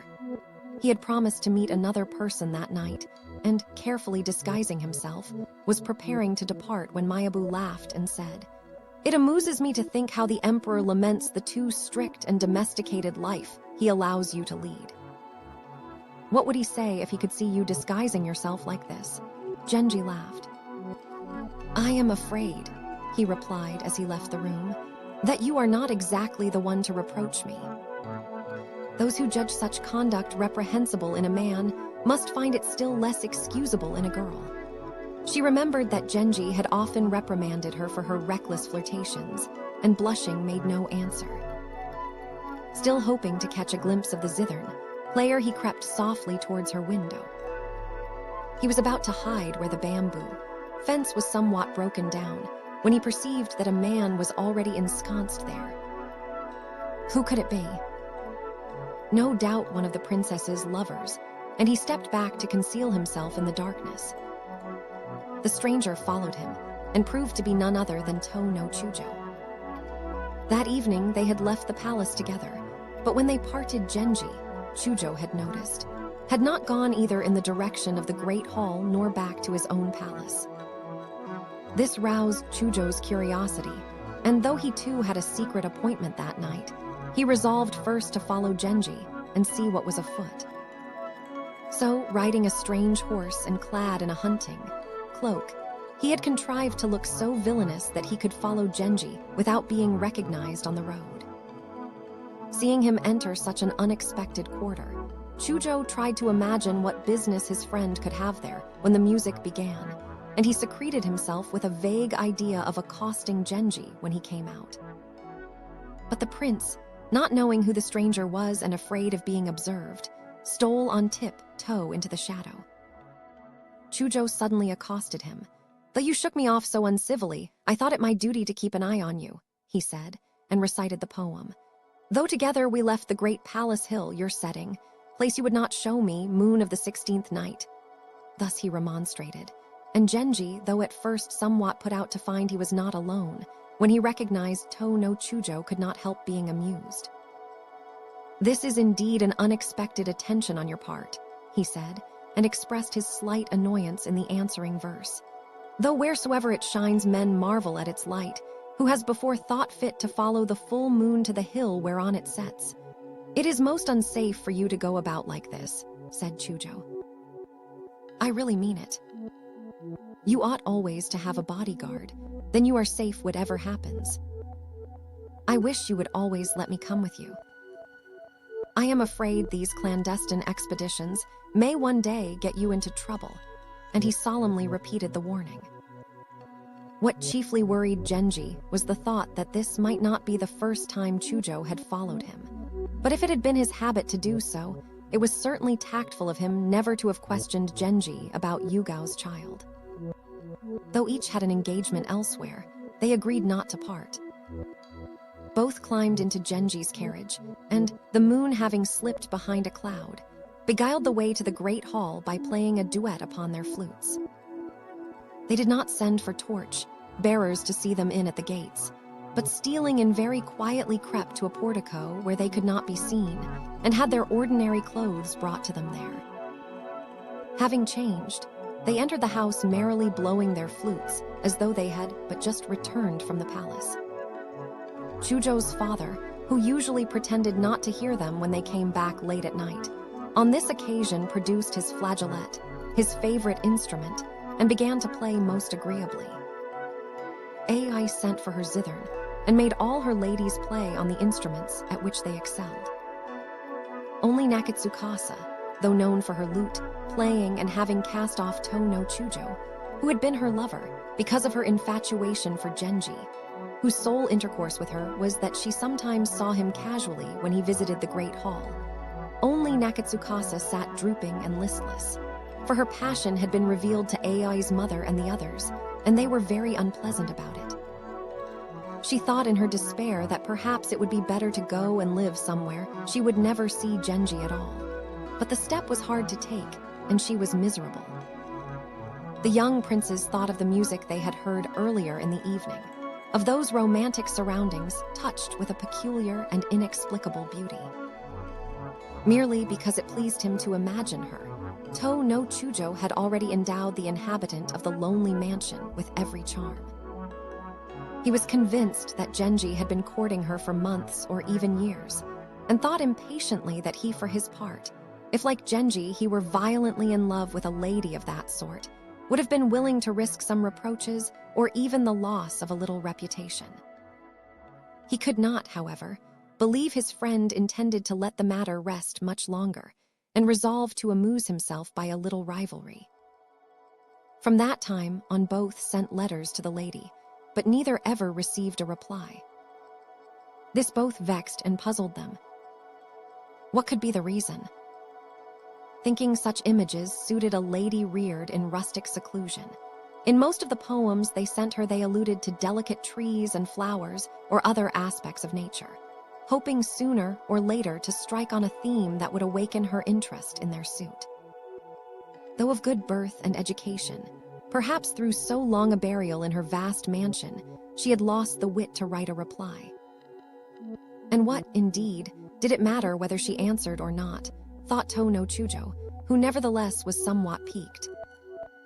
With his accustomed frankness, he said to Genji, I wonder whether you have had any answer. I must confess that as an experiment I too sent a mild hint, but without success, so I have not repeated it. So he too has been trying his hand, thought Genji, smiling to himself. No, he answered aloud. My letter did not need an answer, which was perhaps why I did not receive one. From this enigmatic reply, Chujo inferred that Genji had been in some sort of communication with the lady, and was slightly nettled that she had shown a preference between them. Genji's deeper feelings were not engaged, and though his vanity was a little hurt, he would not have pursued the matter further had he not known the persuasive strength of Chujo's manner, and feared that even now she might overcome her scruples and send him a reply. Chujo would become insufferably cocksure if he conceived the notion that the princess had transferred her affections from Genji to himself. He must see what Mayabu could be persuaded to do. I cannot understand, he said to her, why the princess should ignore my letters. It is very uncivil of her. I suppose she thinks me a frivolous person who intends to amuse himself a little in her company and then disappear. It is a strangely false conception of my character. As you know, my affections never change, and if I have ever seemed unfaithful, it has always been because my suit met with some unforeseen discouragement. So spoke Mayabu, according to her own experience of the princess. She evidently has no wish to be thought clever or dashing, said Genji. For some reason, I picture her as very gentle and forgiving. He was thinking of Yugo when he said this. Soon after this, he fell ill with a fever and was then occupied by a matter of great secrecy. So spring and summer both slipped by before he could again turn his attention to the lonely lady. But in the autumn, an interval of quiet meditation and reflection came. Again the sound of the cloth, beaters' mallets reached his ears, tormenting him with memories and longings. He wrote many letters to the zithern, player, but with no more success than before. Her churlishness exasperated him. More than ever he resolved not to give in, and recalling Mayabu he scolded her for having been of so little help to him. "What can be passing in the princess's mind?" he said. "Such strange conduct I have never encountered before." If he was piqued and surprised, Mayabu was vexed that the affair had fared so badly. "No one can say you have done anything eccentric or indiscreet, and I do not think she finds fault with you. If she does not answer your letters, it is only part of her general unwillingness to face the outer world. But such a way of behaving is positively barbarous," said Genji. "If she were a girl in her teens under the care of parents or guardians, such timidity might be excused, but in an independent woman it is inconceivable. I would never have written had I not assumed she had some acquaintance with the world. I hoped only that in moments of idleness or depression, she might respond to me sympathetically. I did not address her in the language of gallantry, but simply begged permission sometimes to converse with her in that strange and lonely dwelling place. But since she seems unable to grasp what I ask of her, we must see what can be done without waiting for her leave. If you will help me, you may be sure I shall not disgrace you in any way." Mayabu had once been in the habit of describing to him the appearance of persons she chanced to meet, and he always listened to such accounts with insatiable interest. But for a long time he had paid little heed to her reports. Now, for no sensible reason, the mere mention of the princess's existence roused in him a fever of excitement and activity. It was all very unaccountable. Probably he would find the poor lady extremely unattractive when he saw her, and would be doing her a poor service by effecting the introduction. But to give Genji no help in a matter to which he clearly attached so much importance would seem very ill-natured. Even in Prince Hitachi's lifetime visitors to that stiff, old-fashioned establishment had been rare, and now no foot at all made its way through the thickets closing in around the house. It may be imagined, then, what the visit of so celebrated a person as Genji would mean to the ladies, waiting and lesser folk of the household, and with what urgency they begged their mistress to send a favorable reply. But the same desperate shyness still possessed her, and Genji's letters she would not even read. Hearing this, Mayabu resolved to submit Genji's request to her at some suitable moment, when she and the princess were engaged in one of their usual uneasy conversations, with the princess's screen of honor set between them. If she seems displeased, thought Mayabu, I will positively have nothing more to do with it.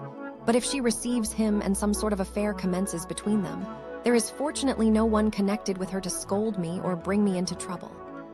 As the fruit of these and other reflections, being quite at ease in such matters, she sensibly decided not to mention the business to anyone, not even to her father.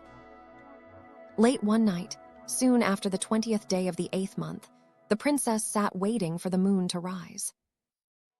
Though the starlight shone clear and lovely, the moaning of the wind in the pine branches oppressed her with melancholy, and growing weary of waiting, she, with many tears and sighs, recounted to Mayabu stories of bygone men and days. Now was the time to deliver Genji's message, thought Mayabu. She sent for him, and secretly as before he crept up to the palace. The moon was just rising. He stood where the neglected bamboo hedge grew somewhat thin and watched. Persuaded by Mayabu, the princess was already at her zithern. So far as he could hear it at that distance, he did not find the music unpleasant. But Mayabu, anxious and embarrassed, thought the tune very dull and wished the princess would play something rather more lively. The place where Genji waited was well screened, and he had little difficulty in creeping unobserved into the house. There he called for Mayabu, who, pretending the visit had been a complete surprise, said to the princess, "I am so sorry here is Prince Genji come to see me. I am always getting into trouble with him for failing to secure him your favor. I have really done my best, but you make it impossible for me to give him any encouragement, so now I imagine he has come to deal with the matter himself. What am I to say to him? I can answer for it that he will do nothing violent or rash. I think that considering all the trouble he has taken, you might at least tell him that you will speak to him through a screen or curtain." The idea filled the princess with consternation. "I should not know what to say to him," she wailed, and at the words, bolted toward the far side of the room with a bashfulness so infantile that Mayabu could not help laughing. "Indeed, madam," she said, "it is childish of you to take the matter so to heart." "I cannot ask him to sit on the servant's bench," said Mayabu. "You need not fear that he will do anything violent or sudden."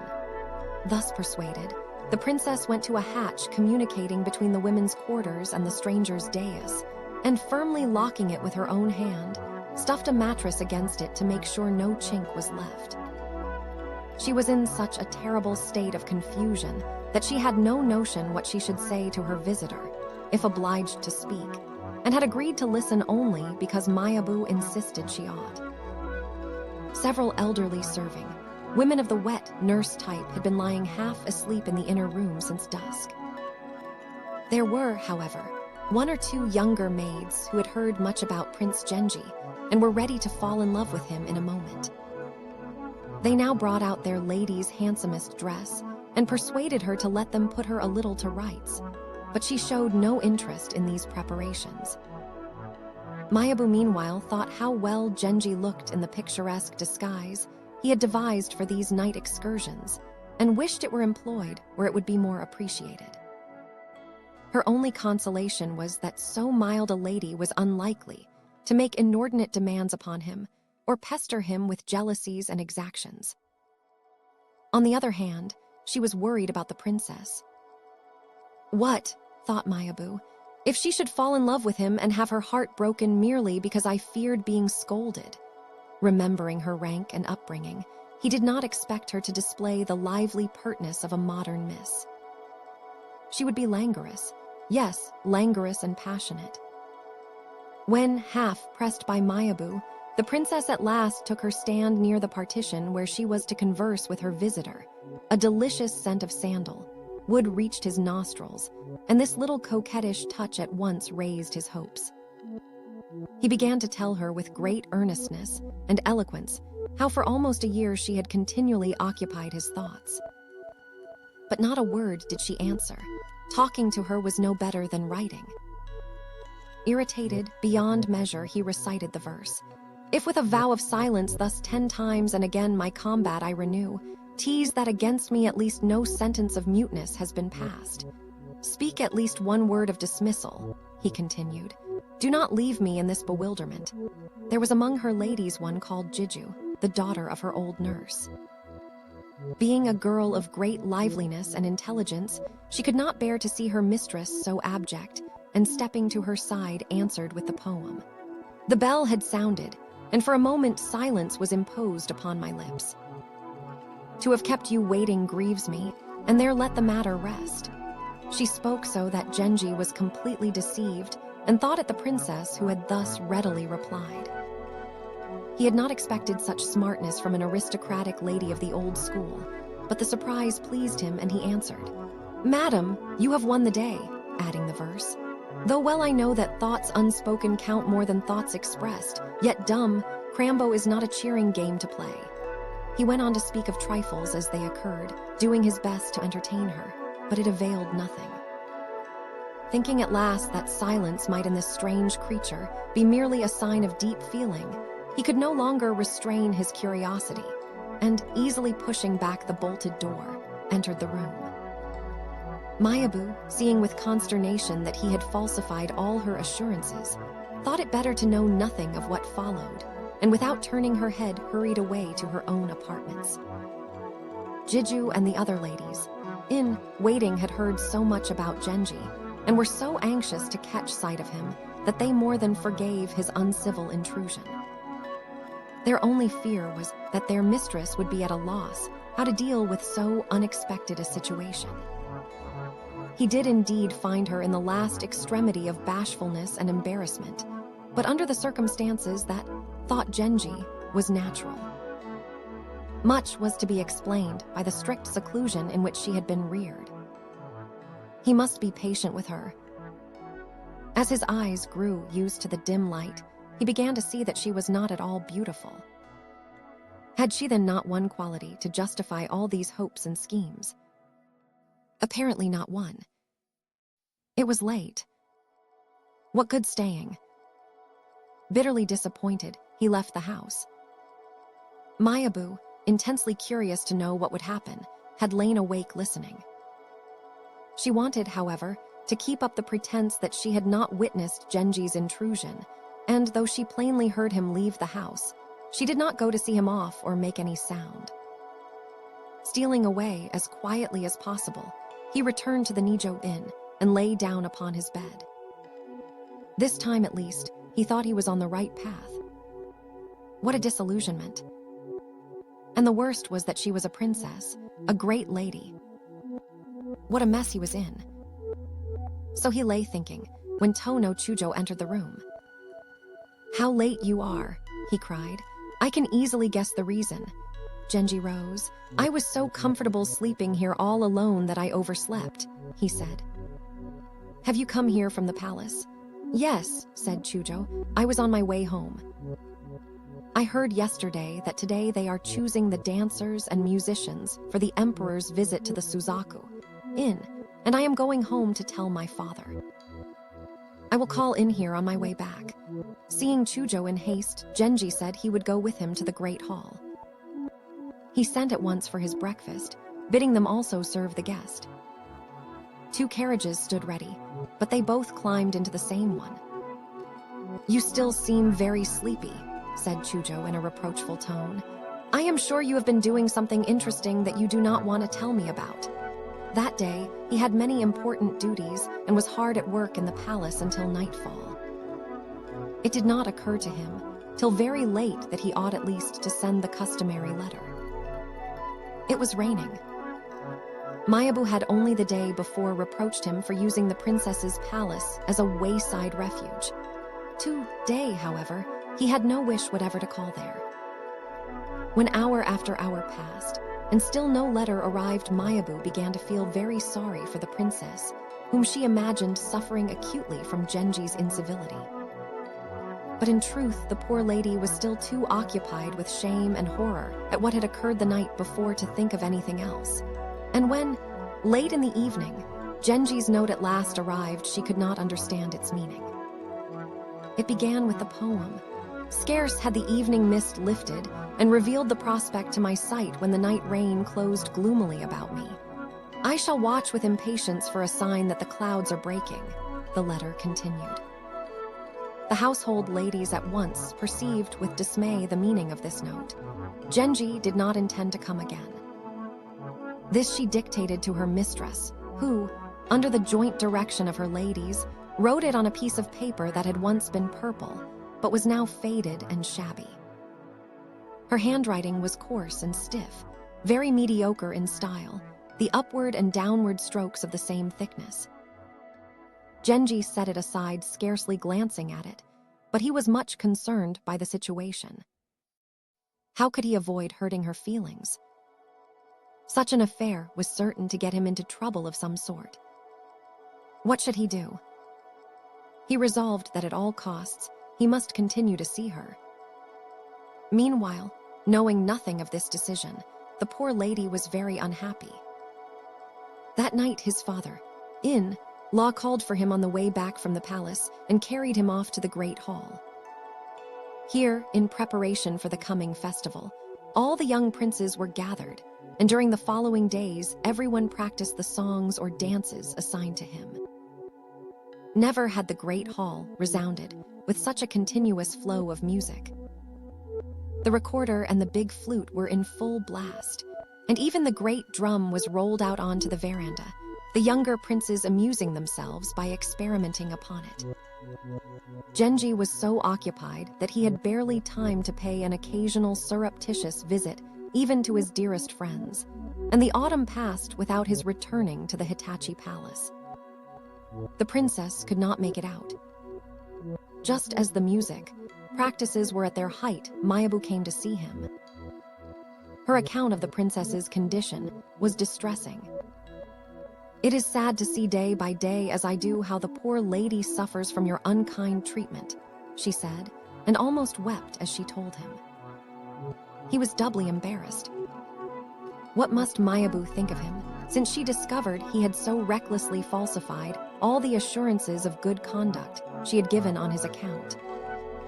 And then the princess herself. He could picture what a pathetic figure she must be, dumbly buried in her own despondent thoughts. "Please explain to her," he said, "that I have been extremely busy. That is really the only reason I have not visited." But he added with a sigh, "I hope soon to teach her not to be so stiff and shy." He smiled as he spoke, and because he was young and charming, Mayabu somehow felt that despite her indignation, she must smile too. At his age, it was inevitable he should cause some suffering. When the busy festival time ended, he did pay several visits to the Hitachi palace, but then followed his adoption of little Murasaki, whose ways so entranced him that he became irregular even in his calls at the 6th ward. Still less had he inclination, though he felt sorry for the princess, to visit that desolate mansion. For a long while, he had no desire to probe the secret of her bashfulness or drive her into the light of day. But at last, it occurred to him that perhaps he had been mistaken all along. It was only a vague impression, gathered in a room, so dark one could scarcely see one's hand. If only he could persuade her to let him see her properly. But she seemed terrified to submit herself to the ordeal of daylight. Accordingly, one night, when he knew he should catch her household at ease, he crept in unobserved and peeped through a gap in the door of the women's apartments. The princess herself was not visible. There stood a dilapidated screen of honor at the end of the room, looking as if it had not been moved for years. 4 or 5 elderly gentlewomen were in the room. They were preparing their mistress's supper in Chinese vessels that resembled the famed royal blue ware, but they were much damaged, and the food seemed unworthy of those precious dishes. The old ladies soon retired, presumably to have their own supper. In a closet opening out of the main room, he could see a very chilly-looking woman in an incredibly smoke-stained white dress and a dirty apron tied at the waist. Despite this shabbiness, her hair was dressed over a comb in the manner of court servants of ancient days when they waited at their master's table, though it hung down untidily. He had sometimes seen such figures haunting the housekeeper's rooms in the palace, but he had no idea they could still be found waiting upon a living person. "Oh dear, cried the woman in the apron. "What a cold winter we are having." It was not worth living so long only to meet times like these, and she shed a tear. If only things had gone on as they were in the old prince's time, she moaned.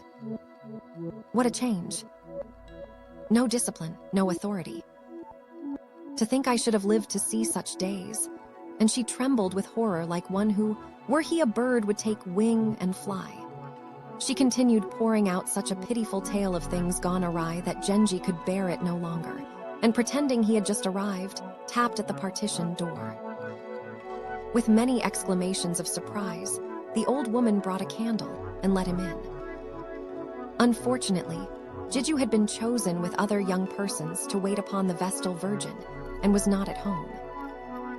Her absence made the house seem more rustic and old-fashioned than ever, and its oddity struck him more forcibly than before.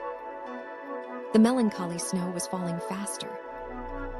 Dark clouds hung in the sky. The wind blew fierce and wild. The big lamp had burned out, and it seemed nobody's business to relight it. He remembered the terrible night on which Yugao had been bewitched. The house, indeed, was almost as dilapidated. But it was not quite so large, and was, to Genji's relief, at least to a small degree inhabited. Nevertheless, it was a depressing place in which to spend the night in such weather. Yet the storm had a beauty and fascination of its own, and it annoyed him that the lady he had come to visit was too stiff and awkward to share its wildness. Dawn was just breaking, and, lifting one of the shutters with his hand, he looked out at the snow-covered flower beds. Beyond them stretched great fields of snow untrodden by any foot. The sight was strange and lovely, and moved by the thought that he must soon leave it, he cried, "Come and look how beautiful it is out of doors. It is unkind of you always to treat me as though I were a stranger."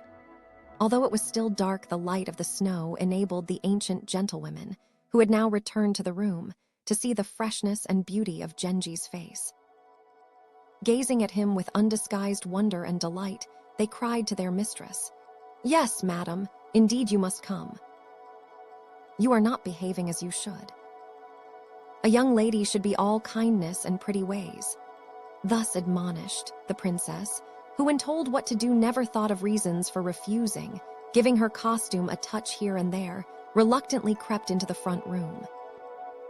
Genji pretended still to be looking out of the window, but presently managed to glance into the room.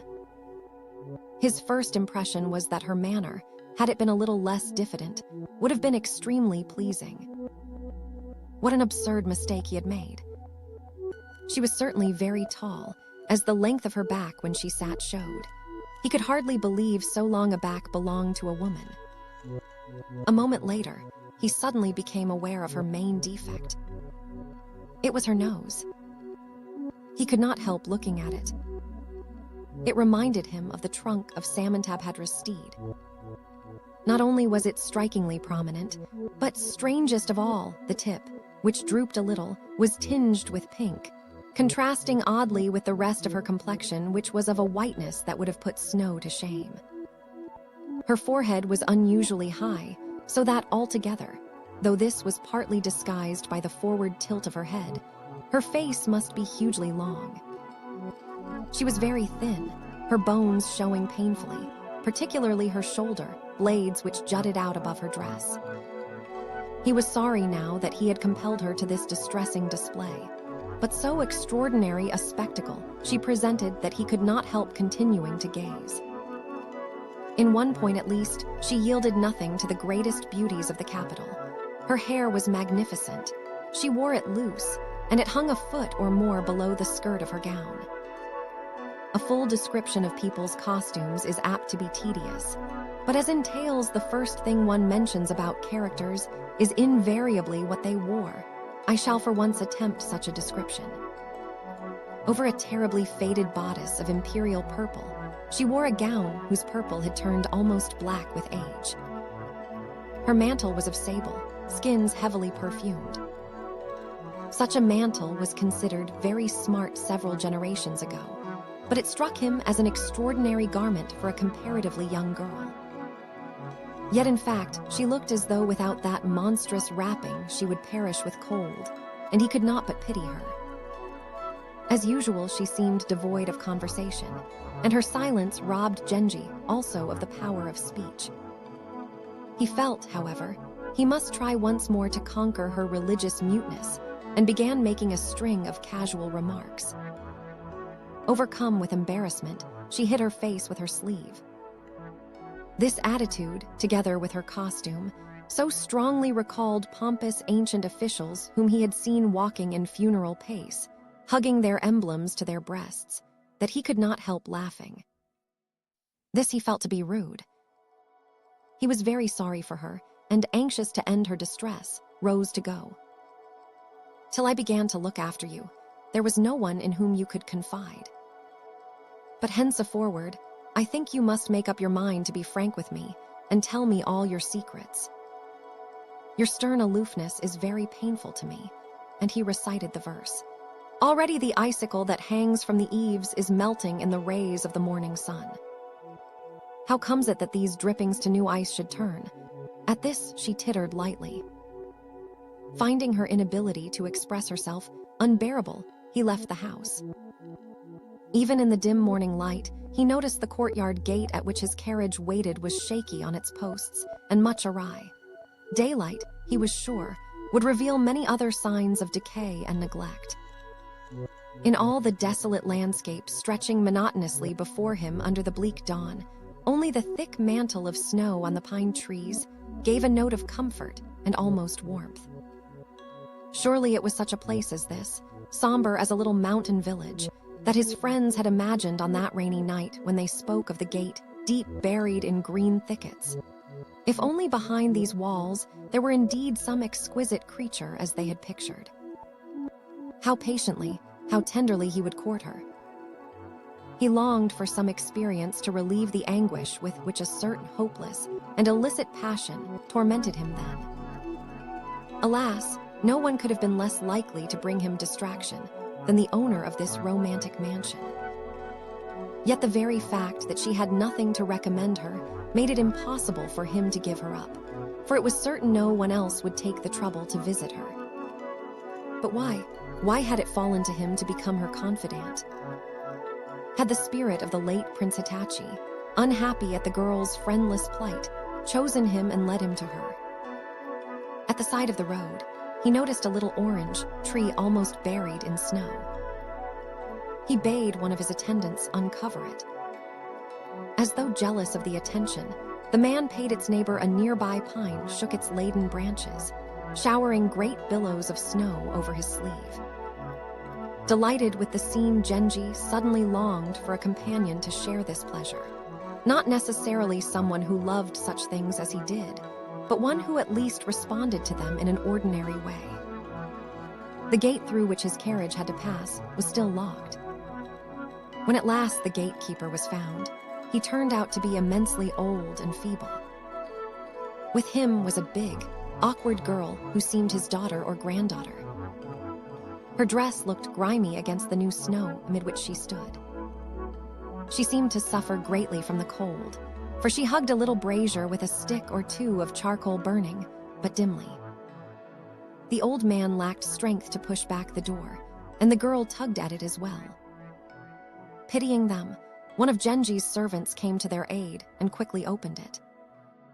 Genji remembered the poem in which Po Chu-ai describes villagers' sufferings in winter and murmured the lines, "The little children run naked in the cold. The aged shiver for lack of winter clothes." Suddenly, he recalled the chilly look that unhappiness had given the princess's face and could not help smiling. If ever he were to show her to To no Chujo, what odd comparison, he wondered, would Chujo use? He remembered how Chujo had followed him the first time. Had he continued to do so? Perhaps even now he was under observation. The thought annoyed him. Had her defects been less striking, he could not have continued these distressing visits. But since he had actually seen her in all her uncouthness, pity prevailed, and thenceforth he kept in touch and showed her every kindness. Hoping she would abandon her sables, he sent presents of silk, satin, and quilted stuffs. He also sent thick cloth of the sort old people wear, that the old man at the gate might be better clothed. Indeed, he sent gifts to everyone on the estate, from the highest to the lowest. She did not seem to mind receiving these donations, which under the circumstances was convenient, as it enabled him mostly to limit their singular friendship to good offices of that kind. Utsusemi, too, he remembered, had seemed far from handsome when he peeped at her on the evening of her sudden flight. But she at least knew how to comport herself, and that saved her plainness from being obtrusive. It was hard to believe the princess belonged to a class so far above Utsusemi's. It only showed how little these matters have to do with birth or station. For in idle moments, he still regretted the loss of Utsusemi, and it rankled that he had at last allowed her unyielding persistency to win the day. And so the year closed.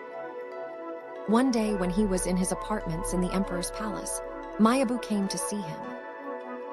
He liked her to do his hair and run small errands for him. He was not in love with her, but they got on well together, and he found her company so amusing that even when she had no duty at the palace, he encouraged her to come whenever she had news. "Something so absurd has happened," she said, "that I can hardly bring myself to tell you," and she paused, smiling. "I can hardly think," answered Genji, "that there can be anything you would be afraid to tell me. If it concerned my own affairs," she said, "you know I should tell you at once. But this is something different." I find it hard to speak of. For a long while he could extract nothing from her, and only after he had chided her for making so unnecessary a fuss did she at last hand him a letter. It was from the princess. "But this," said Genji, taking it, "is the last thing in the world you could have any reason to hide from me." She watched with interest while he read. It was written on thick paper steeped with strong perfume. The characters were bold and firm. With it was a poem. "Because of your hard heart only, the sleeves of this my Chinese dress are drenched with tears." The poem, he thought, must refer to something not contained in the letter. He was puzzling what this could mean when his eye fell on a clumsy, old-fashioned clothes box wrapped in painted canvas. "Now," said Mayabu, "perhaps you see why I felt uneasy. You may not believe it, but the princess means you to wear this jacket on New Year's Day. I am afraid I cannot return it to her. That would be too unkind. But if you like, I will keep it for you, and no one else shall see it. Only please, since she sent it, you must have one look at it before it goes away." "But I should hate it to go," said Genji. "I think it was kind of her to send it." It was hard to know what to say. Her poem was indeed the most unpleasant jumble of syllables he had encountered. He now realized the other poems must have been dictated to her, perhaps by Jiju or another lady. And Jiju, too, it must be who held the princess's brush and acted as writing master. Considering what her utmost poetic effort would produce, he realized these absurd verses were probably her masterpiece and should be prized accordingly. He began to examine the parcel. Mayabu blushed as she watched him. It was a plain, old-fashioned buff-colored jacket of fine weave, but not particularly well cut or stitched. It was a strange present, and spreading out her letter, he wrote something casually in the margin. When Mayabu looked over his shoulder, she saw he had written the verse. "How comes it that with my sleeve I brushed this saffron flower that has no loveliness either of shape or hue?" What, wondered Mayabu, could be the meaning of this outburst against a flower? At last, turning over in her mind the occasions when Genji had visited the princess, she recalled something she had herself noticed one moonlit night, and though she felt the jest harsh, she could not help amusement. With practiced ease, she threw out a verse warning him that in the eyes of a censorious world, even this whimsical courtship might fatally harm his good name. Her impromptu poem was certainly faulty, but Genji reflected that if the poor princess had even Mayabu's ordinary alertness, it would make matters much easier. And it was true that to tamper with a lady of such high rank was not very safe. At that moment, visitors began to arrive. "Please put this somewhere out of sight," said Genji, pointing to the jacket. "Could one have believed it possible to be presented with such an object?" And he groaned. "Oh, why ever did I show it to him?" thought Mayabu. "The only result is that now he will be angry with me as well as with the princess." And in low spirits, she slipped out of his rooms. Next day, she was in attendance on the emperor, and while waiting with other gentlewomen in the common room, Genji came up saying, "Here you are. The answer to yesterday's letter. I am afraid it is rather far-fetched," and he flung a note to her. The curiosity of the other gentlewomen, was violently aroused. Genji left the room humming The Lady of Mikasa Hill, which amused Mayabu. The other ladies wanted to know why the prince laughed to himself. Was there some joke? "Oh no," said Mayabu. "I think he noticed someone whose nose was a little red with the morning cold." The song he hummed was surely appropriate. "I think it's silly," said one of the ladies. "There is no one here with a red nose." He must be thinking of Lady Sakin or Higo no Anime. They were mystified. When Mayabu presented Genji's reply, the ladies of the Hitachi Palace gathered round her to admire it. It was written negligently on plain white paper, but was none the less very elegant. "Does your gift of a garment mean you wish a greater distance than ever to be kept between us?" On the evening of the last day of the year, he returned the box that had contained his jacket, putting into it a court dress formerly presented to him, a woven garment dyed grape, color and various stuffs of yellow, rose, and the like. The box was brought by Mayabu. The princesses, ancient gentlewomen, divined that Genji disapproved of their mistress's taste in colors and wished to give her a lesson. "Yes," they said grudgingly, "that's a fine deep red while it's new, but just think how it will fade." And in Madame's poem too, I am sure there was more sense. In his answer, he only tries to be smart. The princess shared their opinion of her poem. It had cost her great effort, and before she sent it, she had carefully copied it into her notebook. Then came the New Year's celebrations, and this year there was to be the New Year's mumming, a band of young noblemen going round, dancing and singing in parts of the palace. After the festival of the White Horse on the 7th day, Genji left the emperor's presence at nightfall and went to his apartments in the palace as though to stay the night. But later, he adjourned to the Hitachi Palace, which on this occasion looked less forbidding than usual. Even the princess was somewhat more ordinary and amenable. He hoped that, like the season, she too had begun anew, when he saw sunlight coming into the room.